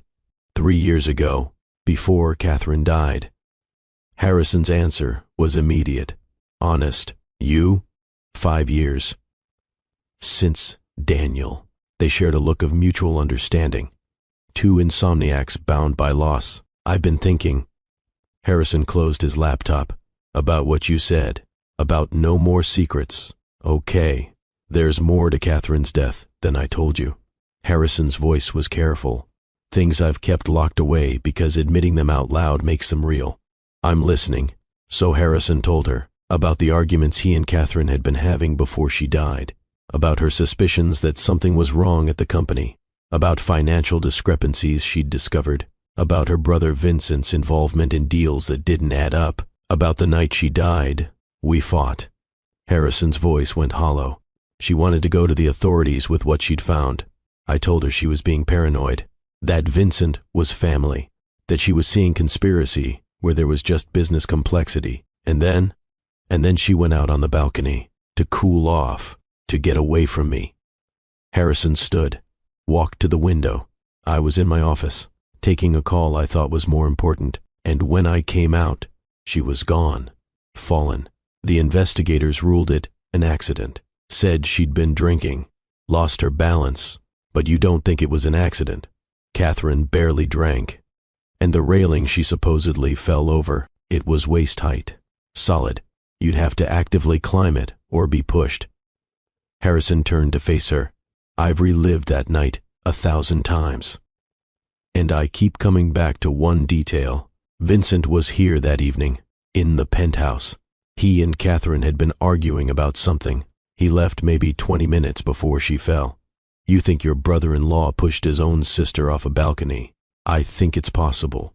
I think Catherine discovered something that threatened him, something worth killing for. Harrison's hands clenched, and I think I was too arrogant and too distracted to see it until it was too late. Did you tell the police? I had private investigators look into it. They found irregularities, but nothing concrete enough to reopen the case. And Harrison's voice cracked. I couldn't face it. Couldn't admit that my wife might have been murdered while I was 10 feet away taking a business call. The pain in his admission was visceral. Sienna crossed to him without thinking, placed a hand on his arm. If she was murdered, that's not your fault, isn't it? I ignored her concerns, dismissed her fears, chose work over listening to her. If I had just... His voice broke completely, and before Sienna could second-guess the impulse, she pulled him into a hug. Harrison stiffened for a moment, then collapsed into her embrace. His arms came around her, tight, desperate. They stood like that for a long time, two people carrying unbearable weight, finding momentary relief in shared burden. When they finally pulled apart, Harrison's eyes were wet. I'm sorry. He stepped back. That was inappropriate. It was human. Sienna corrected gently. You're allowed to grieve, Harrison. You're allowed to break sometimes. I can't afford to break. I have a son, a company. Responsibilities. You have a son who needs to see that it's okay to feel, who needs to know that strength doesn't mean never falling apart. Sienna held his gaze. You've been performing invincibility for 3 years, and it's killing you. The truth of her words hung between them. Harrison's phone buzzed, breaking the moment. He glanced at it and frowned. "What is it?" "Patricia, there's been a development." He read the message, his expression darkening. "Vincent Ashford just called an emergency board meeting. He's bringing a motion to remove me as CEO. Can he do that? If he has enough votes. And given the recent media attention, the stock volatility, he might." Harrison was already moving, pulling up files, making calls. "I need to get ahead of this. What can I do? Take care of Jasper." Harrison's eyes met hers. "Keep him safe. Keep him from knowing how bad this could get. Please." Sienna nodded. "We'll be okay. You go do what you need to do." But as Harrison disappeared into crisis mode, Sienna couldn't shake the feeling that this was connected. The media leak. The board meeting. Vincent's power play. Someone was orchestrating this. And the question was, why now? What had changed? The answer came 3 days later. Sienna was checking the mail. A task she'd taken over to give herself something normal to do. Something that didn't involve security teams and crisis management. Among the usual bills and correspondence was a package, addressed to her. No return address, just her name typed on a plain label. Her hands trembled as she brought it to Harrison's office. He was on a video call with lawyers, strategizing for the board meeting scheduled for the following week. He saw her expression and ended the call immediately. "What's wrong?" Sienna placed the package on his desk. "This came for me." Harrison's face went pale. "Don't open it." He called security, had them scan it, x-ray it, test it for explosives or biological threats. "It's clean." Nolan Bishop, the head of security, reported. "Just a USB drive and a note. Open it." Harrison commanded. Inside was exactly what Nolan had described. A small USB drive and a handwritten note on plain paper. Sienna read it aloud, her voice shaking. "Daniel tried to warn you. Now I am. Get out before you end up like Catherine, a friend." The words seemed to suck the air from the room. "Who sent this?" Sienna looked at Harrison. "Who knows about Daniel's connection to me?" "To you? That information isn't public." Harrison's voice was tight. "Only a few people knew Daniel worked for me, and fewer still would know about his concerns. Before he died, someone on the inside," Nolan said grimly, "someone who knows enough to be dangerous. We need to see what's on that drive." Sienna reached for it. "No." Harrison caught her hand. "Not yet. It could be malware, a virus designed to compromise our systems, or bait to get us to incriminate ourselves somehow. Or it could be evidence," Sienna countered. "Evidence of whatever Daniel and Catherine discovered. Evidence that could prove they were murdered. It could also be a trap." Nolan interjected. "Miss Hayes, someone sending you an anonymous warning isn't necessarily on your side. They could be trying to scare you, or lure you into doing something rash. I'll have my team analyze it in an isolated system." Harrison decided. "If it's clean, we'll see what's on it. Until then," he looked at Sienna, "I think you and Ruby should stay close to the penthouse. No unnecessary trips out. You think whoever sent this is a threat. I think we don't know enough to take chances." The wait for the security team to analyze the drive was agonizing. 3 days of watching Harrison become increasingly tense, of catching him staring at the USB drive like it was a bomb, of trying to keep things normal for the children while fear coiled tighter in her chest. Ruby sensed the change in atmosphere. She became clingy, had nightmares, asked repeatedly if they were going home soon. And Jasper started regressing, speaking less, watching Harrison with worried eyes. "We're scaring them," Sienna told Harrison on the third night. "Whatever is happening, they know something is wrong." Harrison looked at Jasper's closed bedroom door, then at Sienna. "I don't know how to do this. How to keep them safe while also keeping them from being terrified. We tell them the truth, appropriate truth. We say there's some grown-up stuff happening that we're handling, but that they're safe, that we've got this. Do we?" Harrison's voice was raw. "Have we got this? Because right now it feels like everything is falling apart. Hey, Sienna moved closer, forced him to look at her. You're not alone in this anymore. Whatever is on that drive, whatever Vincent is planning, whatever happens with the board meeting, we face it together. Why?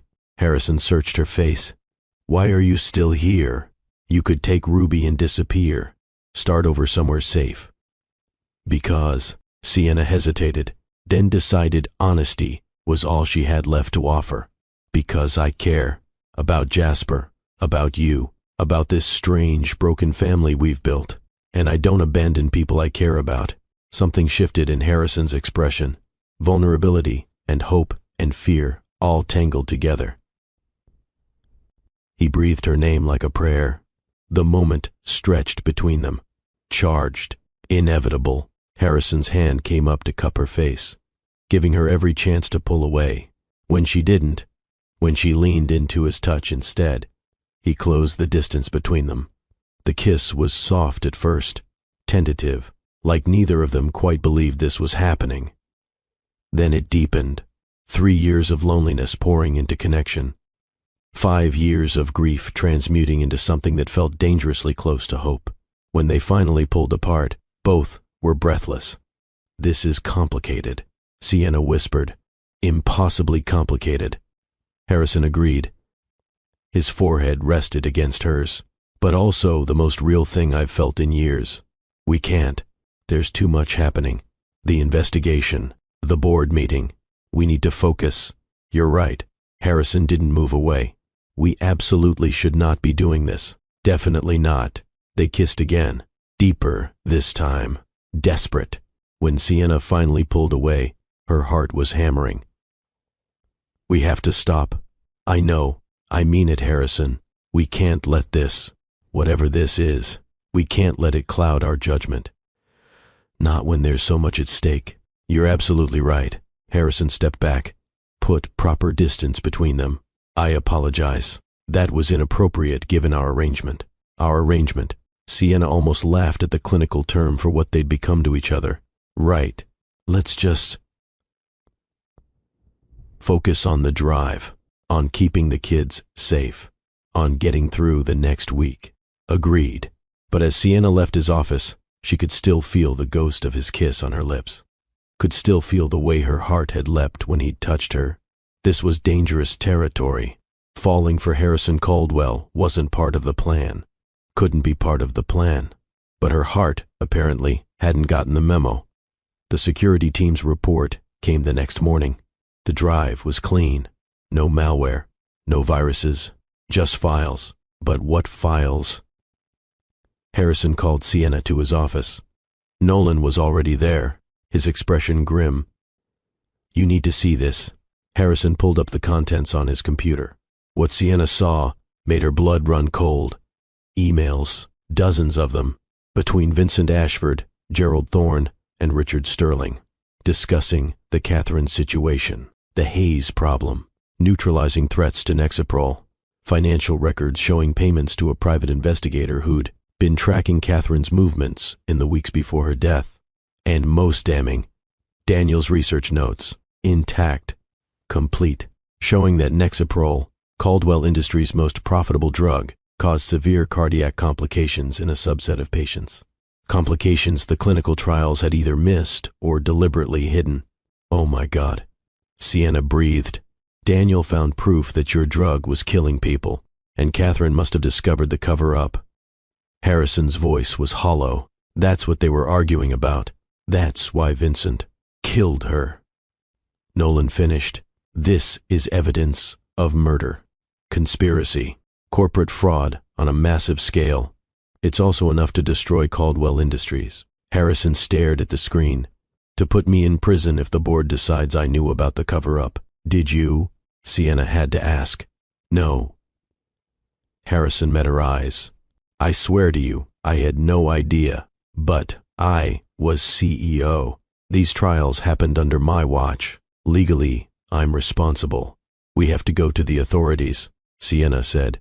With this evidence, they can prosecute Vincent, Gerald, everyone involved, and in the process, destroy the company, bankrupt the pension funds of thousands of employees. Wipe out the medical research that's helping millions of patients. Harrison's expression was tortured. I built this company to help people. If I bring it down, the collateral damage will be catastrophic.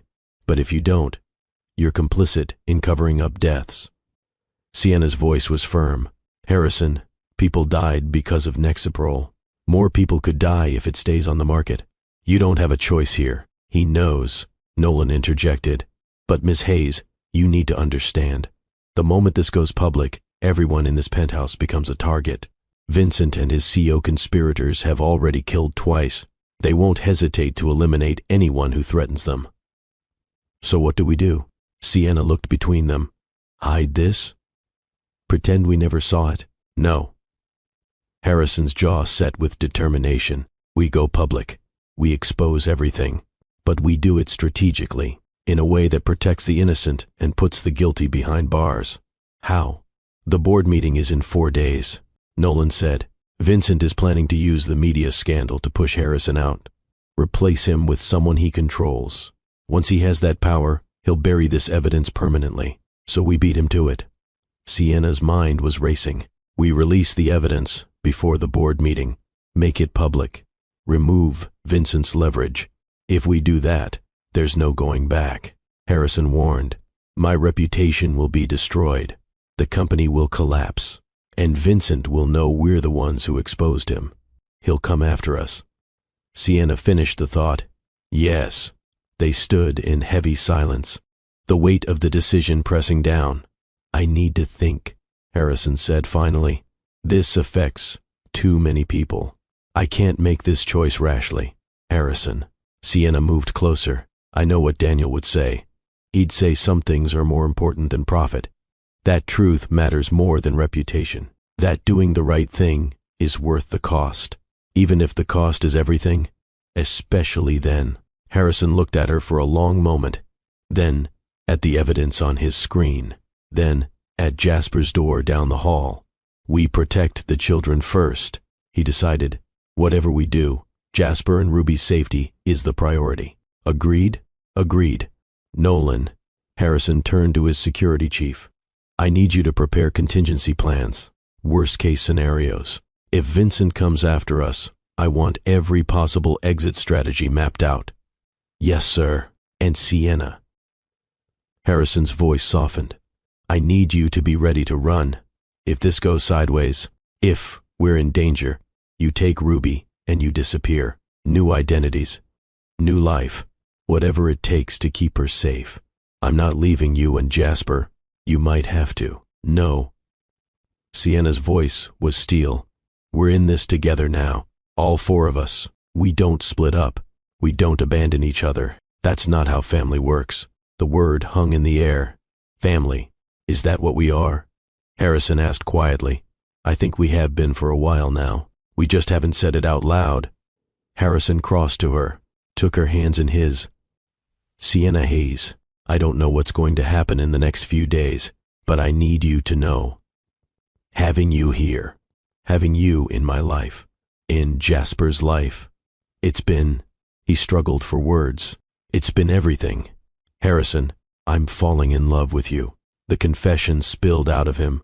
I know the timing is impossible. I know we're in the middle of a crisis. I know there are 1,000 reasons this is a terrible idea, but I can't pretend anymore. You've brought light back into this house, into my son's life, into my heart, and whatever happens next, I needed you to know. Sienna's eyes filled with tears. I'm falling too, and you're right. The timing is terrible. The situation is impossible, but, she cupped his face, but I'm tired of being afraid, tired of living half a life because I'm scared of losing people I love. So what do? We move forward, together. We expose the truth. We protect our children. We face whatever comes, and we do it as, she smiled through her tears, as family. Harrison kissed her, soft and deep and full of promise, and neither of them noticed Jasper's door opening slightly. The boy, peeking out, seeing his father kiss Sienna, seeing them hold each other. Jasper smiled, then quietly closed his door. Some things, he was learning, were worth the fear. Worth the risk, worth believing in again. The next 2 days were a flurry of preparation. Harrison's legal team reviewing the evidence, journalists being carefully selected to receive the information, federal prosecutors being briefed. And through it all, life continued. Meals were made, children did homework, bedtime stories were read. It was surreal. This domestic normalcy playing out while they prepared to detonate a bomb that would change everything. On the evening before the planned release, Sienna found Harrison on the balcony. The same balcony where Catherine had died, where so many conversations had happened. Tomorrow, everything changes. She stood beside him. Yes. Are you ready? No. Harrison's honesty was refreshing. I'm terrified of what happens to the company, to my reputation, to... He glanced back at the penthouse. To all of this life we've built.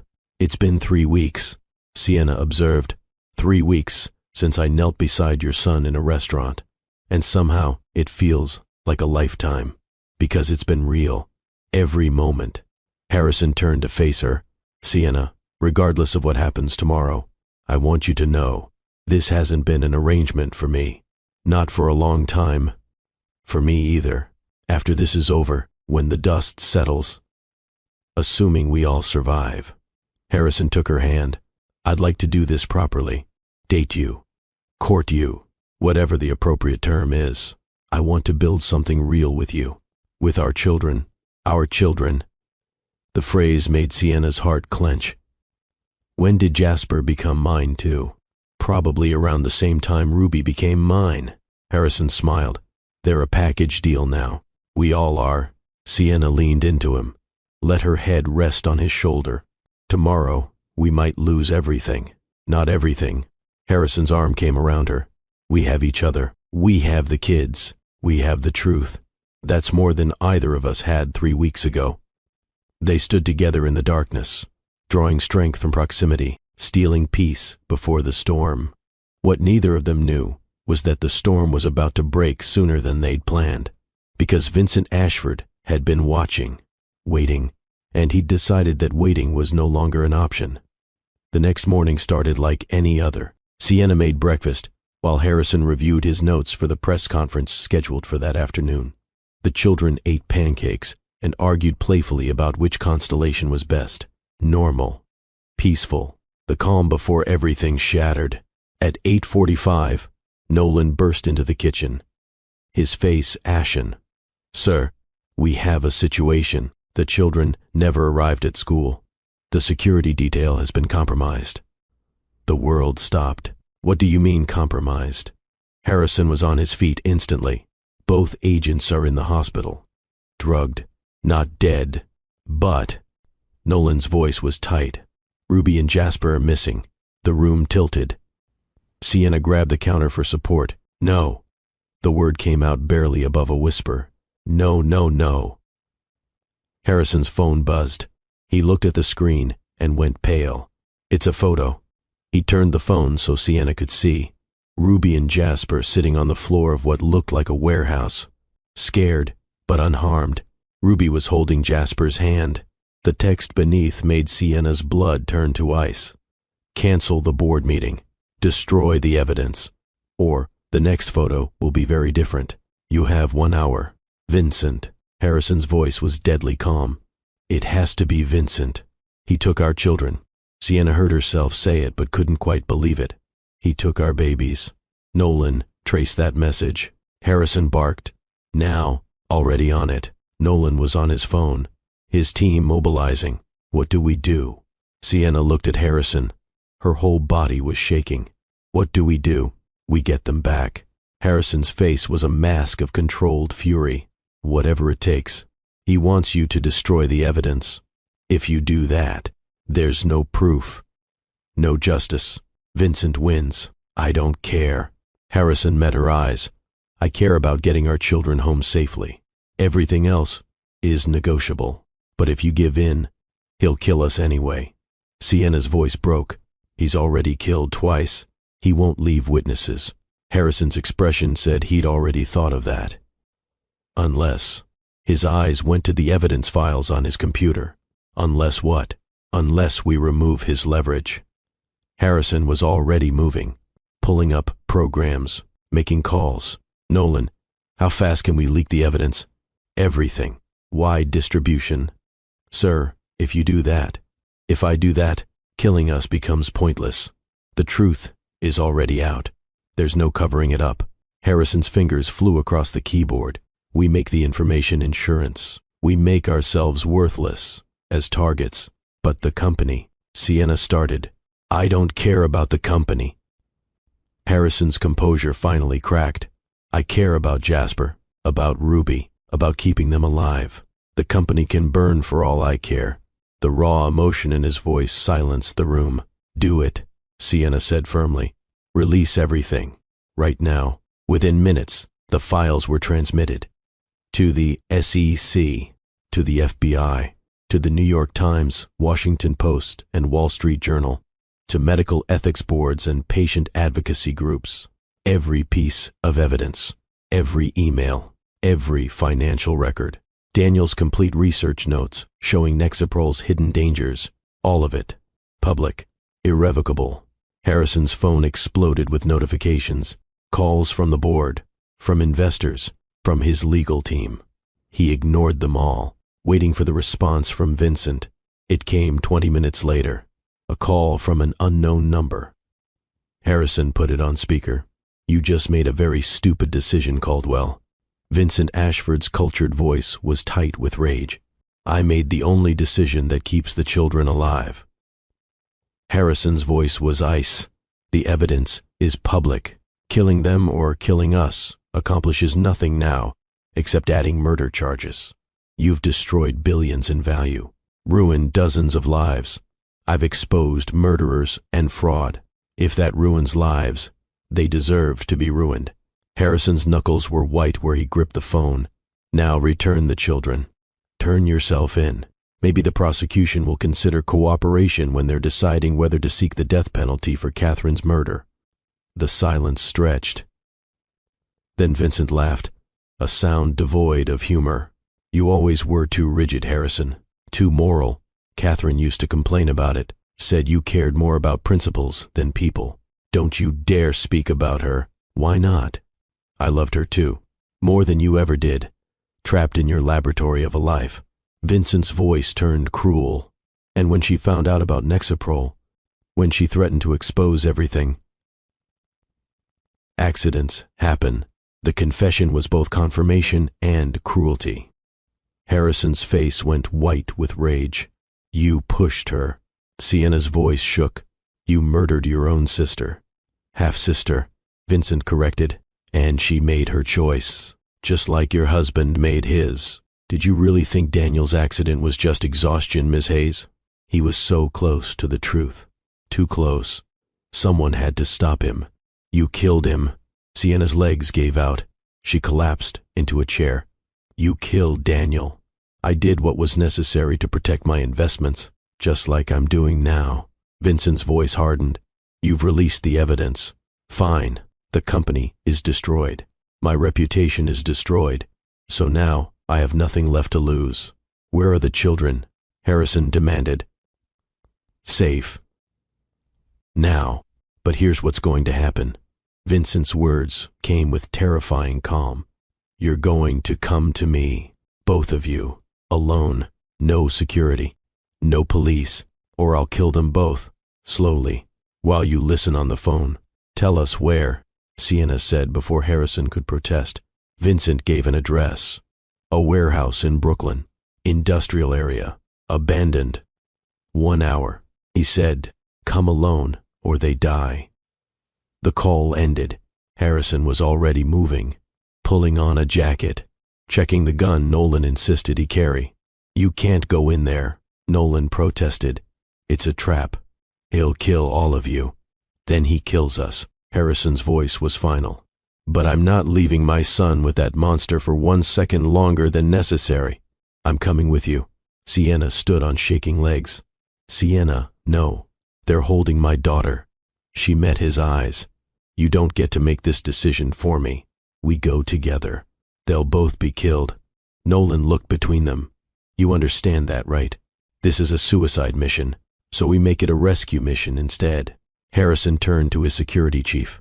I need you to give us a head start. Then call the police. Give them the address. But Nolan, we need at least 20 minutes before they arrive. 20 minutes is a lifetime in a hostage situation. I know, but if police show up too soon, Vincent will panic. Kill the kids out of spite. Harrison's jaw was set. We need time to get them to safety before this becomes a standoff. This is insane. This is fatherhood. Harrison held out his hand to Sienna. Ready? No. But let's go anyway. The drive to Brooklyn was the longest of Sienna's life. Every minute felt like an hour. Every traffic light an eternity. Harrison drove with controlled precision, but she could see his hands shaking on the wheel. We're going to get them back. She said it like a mantra. We're going to bring them home. Yes, and then we're going to be a family, a real family, all four of us. Harrison glanced at her. His eyes were wet. Promise? Promise. They pulled up to the warehouse as the sun began to set. An abandoned industrial building on the waterfront. Broken windows, rusted metal. The perfect place for something terrible to happen. Harrison's phone buzzed. Instructions from Vincent. Come in through the south entrance. Alone. Unarmed. Harrison left his gun in the car. Ready? He took Sienna's hand. Together. She squeezed his fingers. Whatever happens. Together. They walked into the warehouse holding hands. Like they were walking into battle. Which, in a way, they were. The interior was vast. Cavernous. Industrial equipment long abandoned. Shadows everywhere. And there, on a catwalk 20 feet above the floor, stood Vincent Ashford. He held Jasper by the collar. Below, Gerald Thorne had Ruby, a hand clamped over her mouth to keep her quiet. Richard Sterling stood by a side exit, looking pale and terrified. Let them go. Harrison's voice echoed in the space. So, you can send me to prison? I don't think so. Vincent's composure was cracking, his movements erratic. I've lost everything because of your moral grandstanding. My company, my freedom, my future. You lost it because you're a murderer. Sienna shouted. You killed Catherine. You killed my husband. And for what? Money? For power? Vincent's face twisted with rage. For the empire that should have been mine. I built Caldwell Industries as much as Harrison did. But he got the credit. The billions. The perfect life. The perfect wife. Who you murdered. She was going to destroy everything. Vincent dragged Jasper closer to the edge. I gave her every chance to walk away, to pretend she never saw the Nexaprol data, but she had to be righteous, had to threaten to go public. So, you pushed her off a balcony. Harrison's voice was steel. You murdered the mother of your nephew. Your own blood. Please. Vincent sneered. Jasper isn't my blood. He's yours. Unfortunately, I'd hoped. He stopped himself.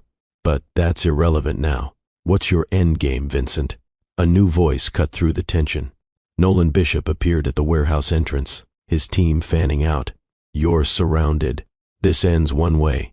It ends with me having something Harrison loves. Vincent's eyes were wild. Since he's taken everything from me, time seemed to slow.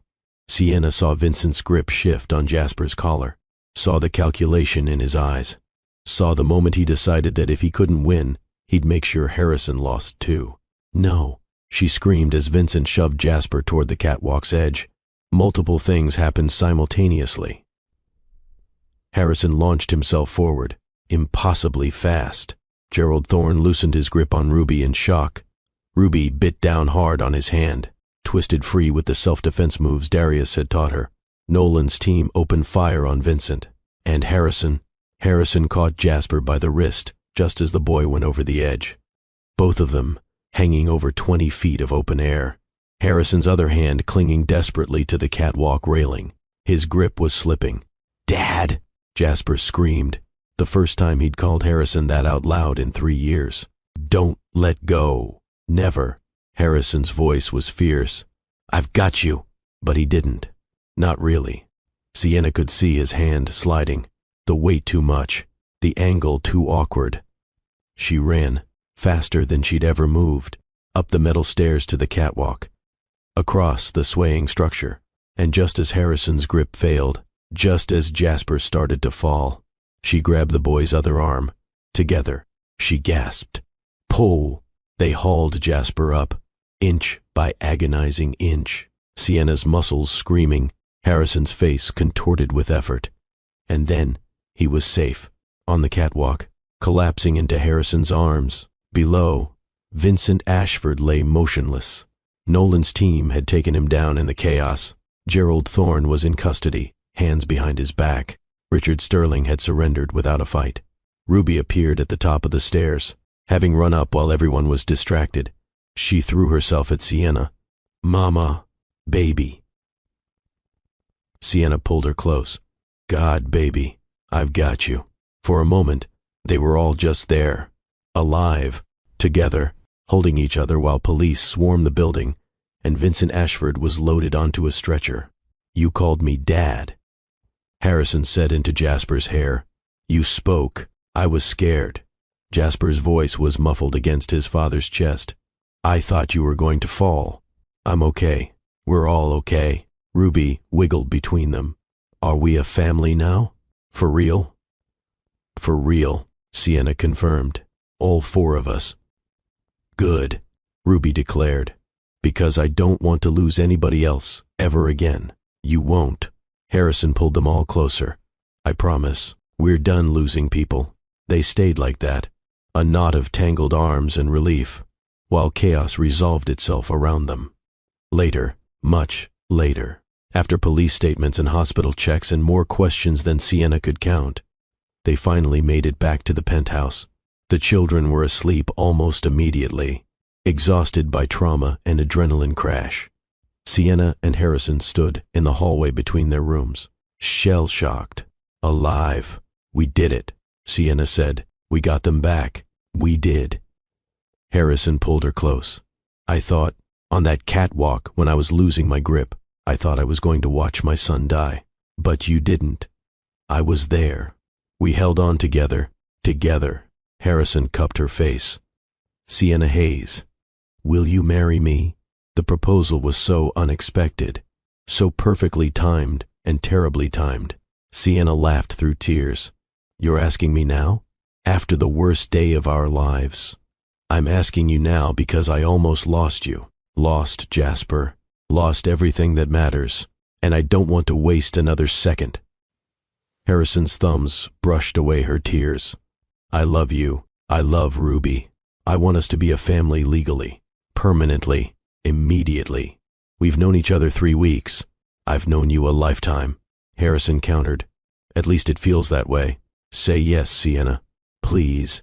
She should have said this was too fast, too crazy, too complicated. Instead, she heard herself say, "Yes, yes, yes." She laughed. "God help me." "Yes, I'll marry you."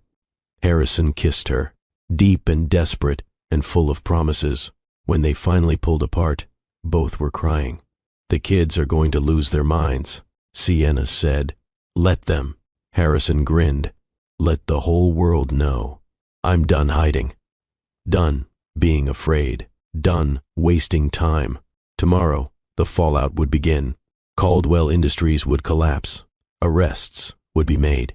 Harrison would face congressional hearings and shareholder lawsuits and a media circus that would make the previous week look tame. But tonight they were alive. They were together.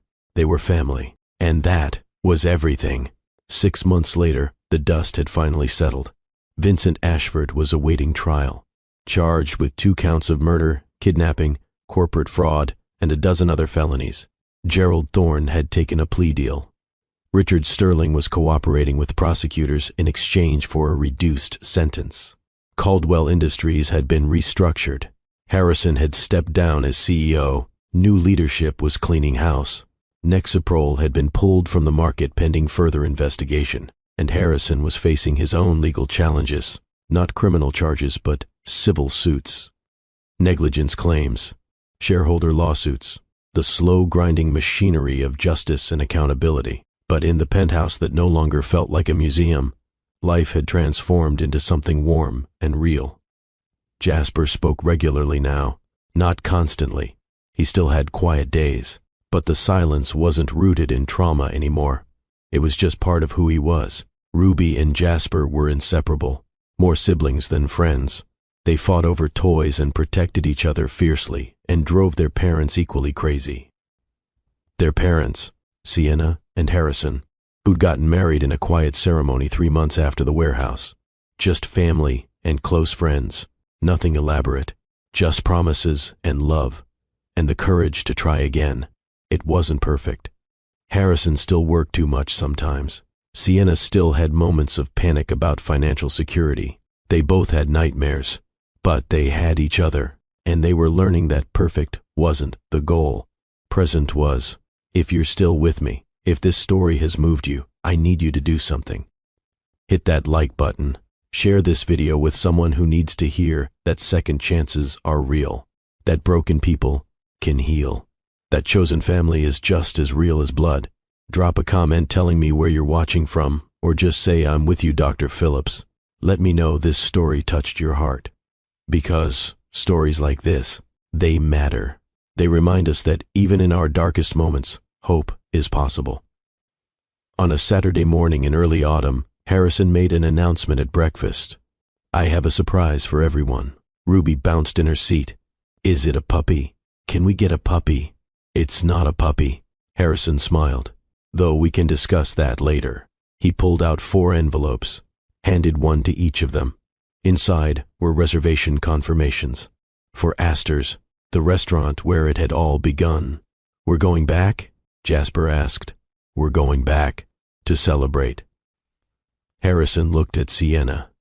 1 year since the night, a waitress with a kind heart changed our lives forever. It's only been 6 months since we met, Sienna pointed out. Technically, the anniversary isn't for another month, Harrison admitted, but the trial starts next month, and I wanted to do this while we could still just be, without that shadow hanging over us. So that evening, they dressed up. Ruby in a purple dress she'd picked herself, Jasper in a suit that made him look impossibly grown up, Sienna in something elegant that Harrison had bought her, and she'd finally accepted without argument about the cost, and Harrison in a tie that Jasper had chosen, covered in small telescopes and constellations. The restaurant was exactly as Sienna remembered. Soaring ceilings, crystal chandeliers, the kind of luxury that once would have intimidated her. Now, it just felt like a place. Nice, but not magical. The magic wasn't in the setting. They were seated at the same table, table 7, where Jasper had once cried, and Sienna had knelt, and everything had changed. Remember this? Ruby whispered to Jasper. This is where your dad met my mom. I remember, Jasper whispered back. I was sad. You're not sad now. No, Jasper smiled. Now I'm happy. Across the table, Harrison reached for Sienna's hand. His wedding ring caught the light, a simple band that matched hers. Thank you, he said quietly.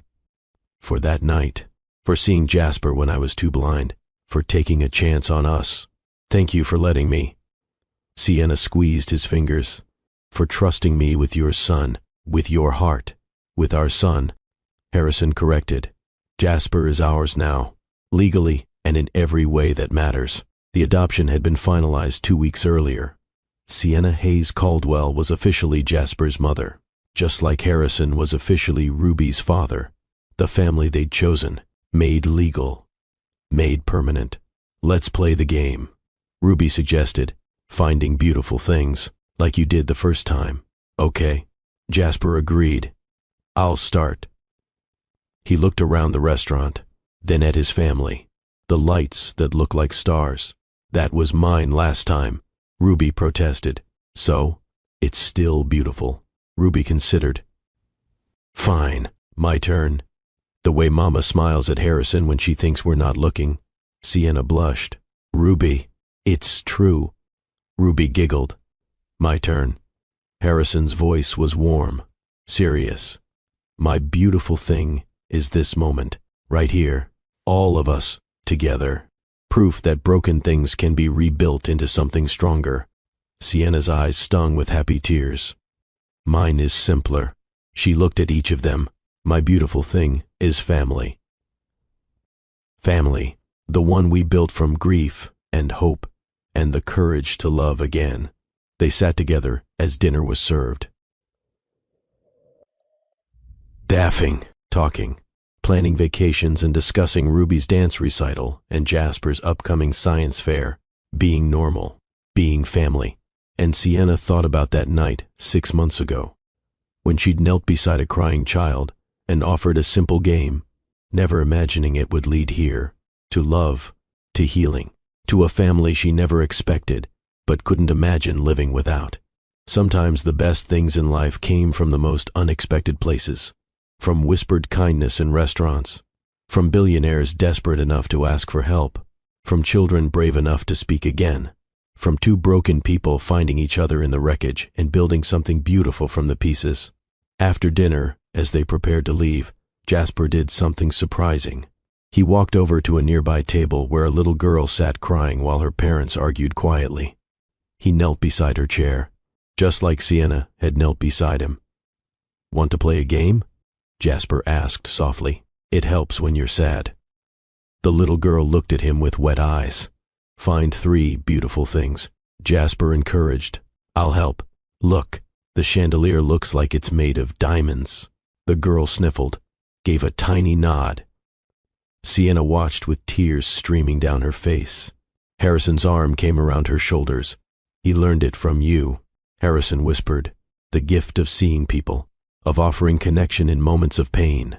And he's passing it on," Sienna said. That's everything."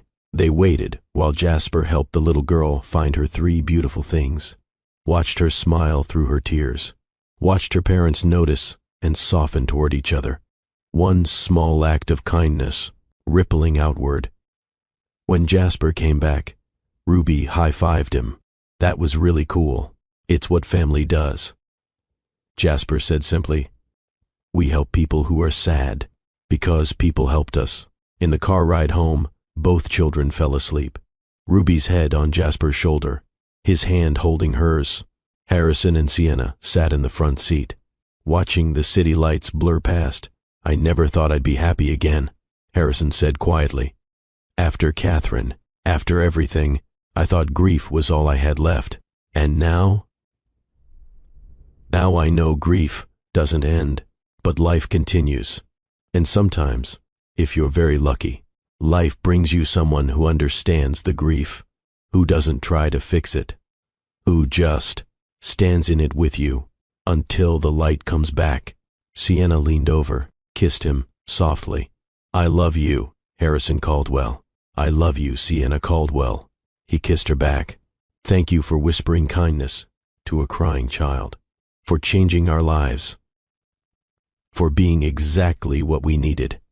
Thank you for letting me." They drove home through the Manhattan night, 2 people who'd been strangers 6 months ago, who'd been brought together by tears and trauma and the mysterious alchemy of connection, who'd become family in every way that mattered. Behind them, the children slept peacefully, safe, loved, healing. And ahead of them lay a future none of them could have predicted. Would it be perfect? No. There would be hard days, court appearances, difficult conversations, moments of doubt, but they would face it together, as a family. Because sometimes the greatest love stories aren't the fairy tales that arrive without scars. Sometimes they're the hard-won victories, forged in crisis, tested by tragedy, proven stronger for every trial survived. Sometimes the best families aren't born, they're chosen, built from broken pieces and brave hearts. And sometimes, when a waitress whispers to a crying child in a restaurant, when a desperate father takes a chance on kindness, when 2 lonely children find friendship and shared understanding, sometimes magic happens, not the Disney kind, the real kind, the kind that transforms grief into hope, fear into courage, strangers into family, the Caldwell-Hayes family, blended and unconventional and perfect in its imperfection, standing as proof that from the deepest griefs can grow the most profound joys. that second chances are real, that healing is possible, that love finds you in the most unexpected moments, and that sometimes all it takes is one person kneeling down, seeing another person's pain, and whispering, "I see you. You matter. You're not alone." That's where this story began. In a whisper. In kindness. In the simple revolutionary act of seeing someone. And that's where it ends too. Not with a conclusion, but with a beginning. Because every day is a chance to whisper kindness, to see someone struggling, to offer connection. Every day is a chance to be the person who changes a life. Just like Sienna changed Harrison's, just like Harrison changed Sienna's, just like together they changed their children's. One whisper, one moment, one choice to show up and be present and offer love. That's the real magic. That's the real power. That's the truth this story wants you to carry with you when you close this video and return to your life. You have the power to change lives through kindness, through presence, through the simple act of seeing people. Use it. Before we say goodbye, I need one more thing from you.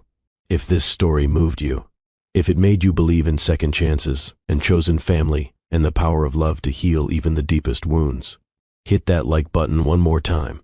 Share this video with someone who needs hope, who's drowning in grief, who's forgotten that beautiful things can grow from broken places.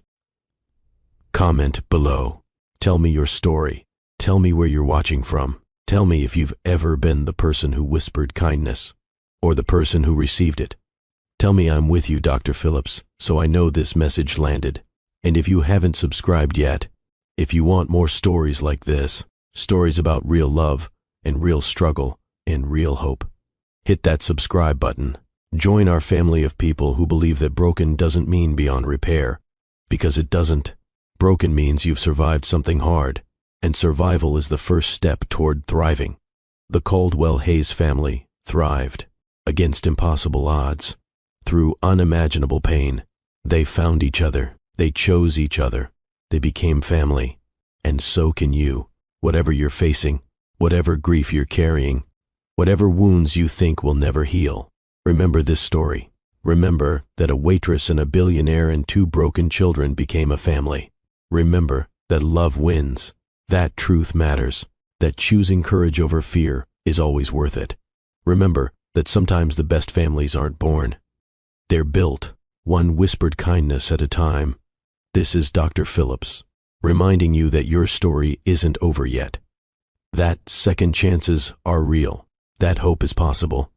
That love, real, messy, complicated, beautiful love, is always worth fighting for. Until next time, keep whispering kindness. Keep choosing love. Keep believing in the impossible. Because sometimes, just sometimes, the impossible becomes reality. And when it does, it's more beautiful than you ever imagined.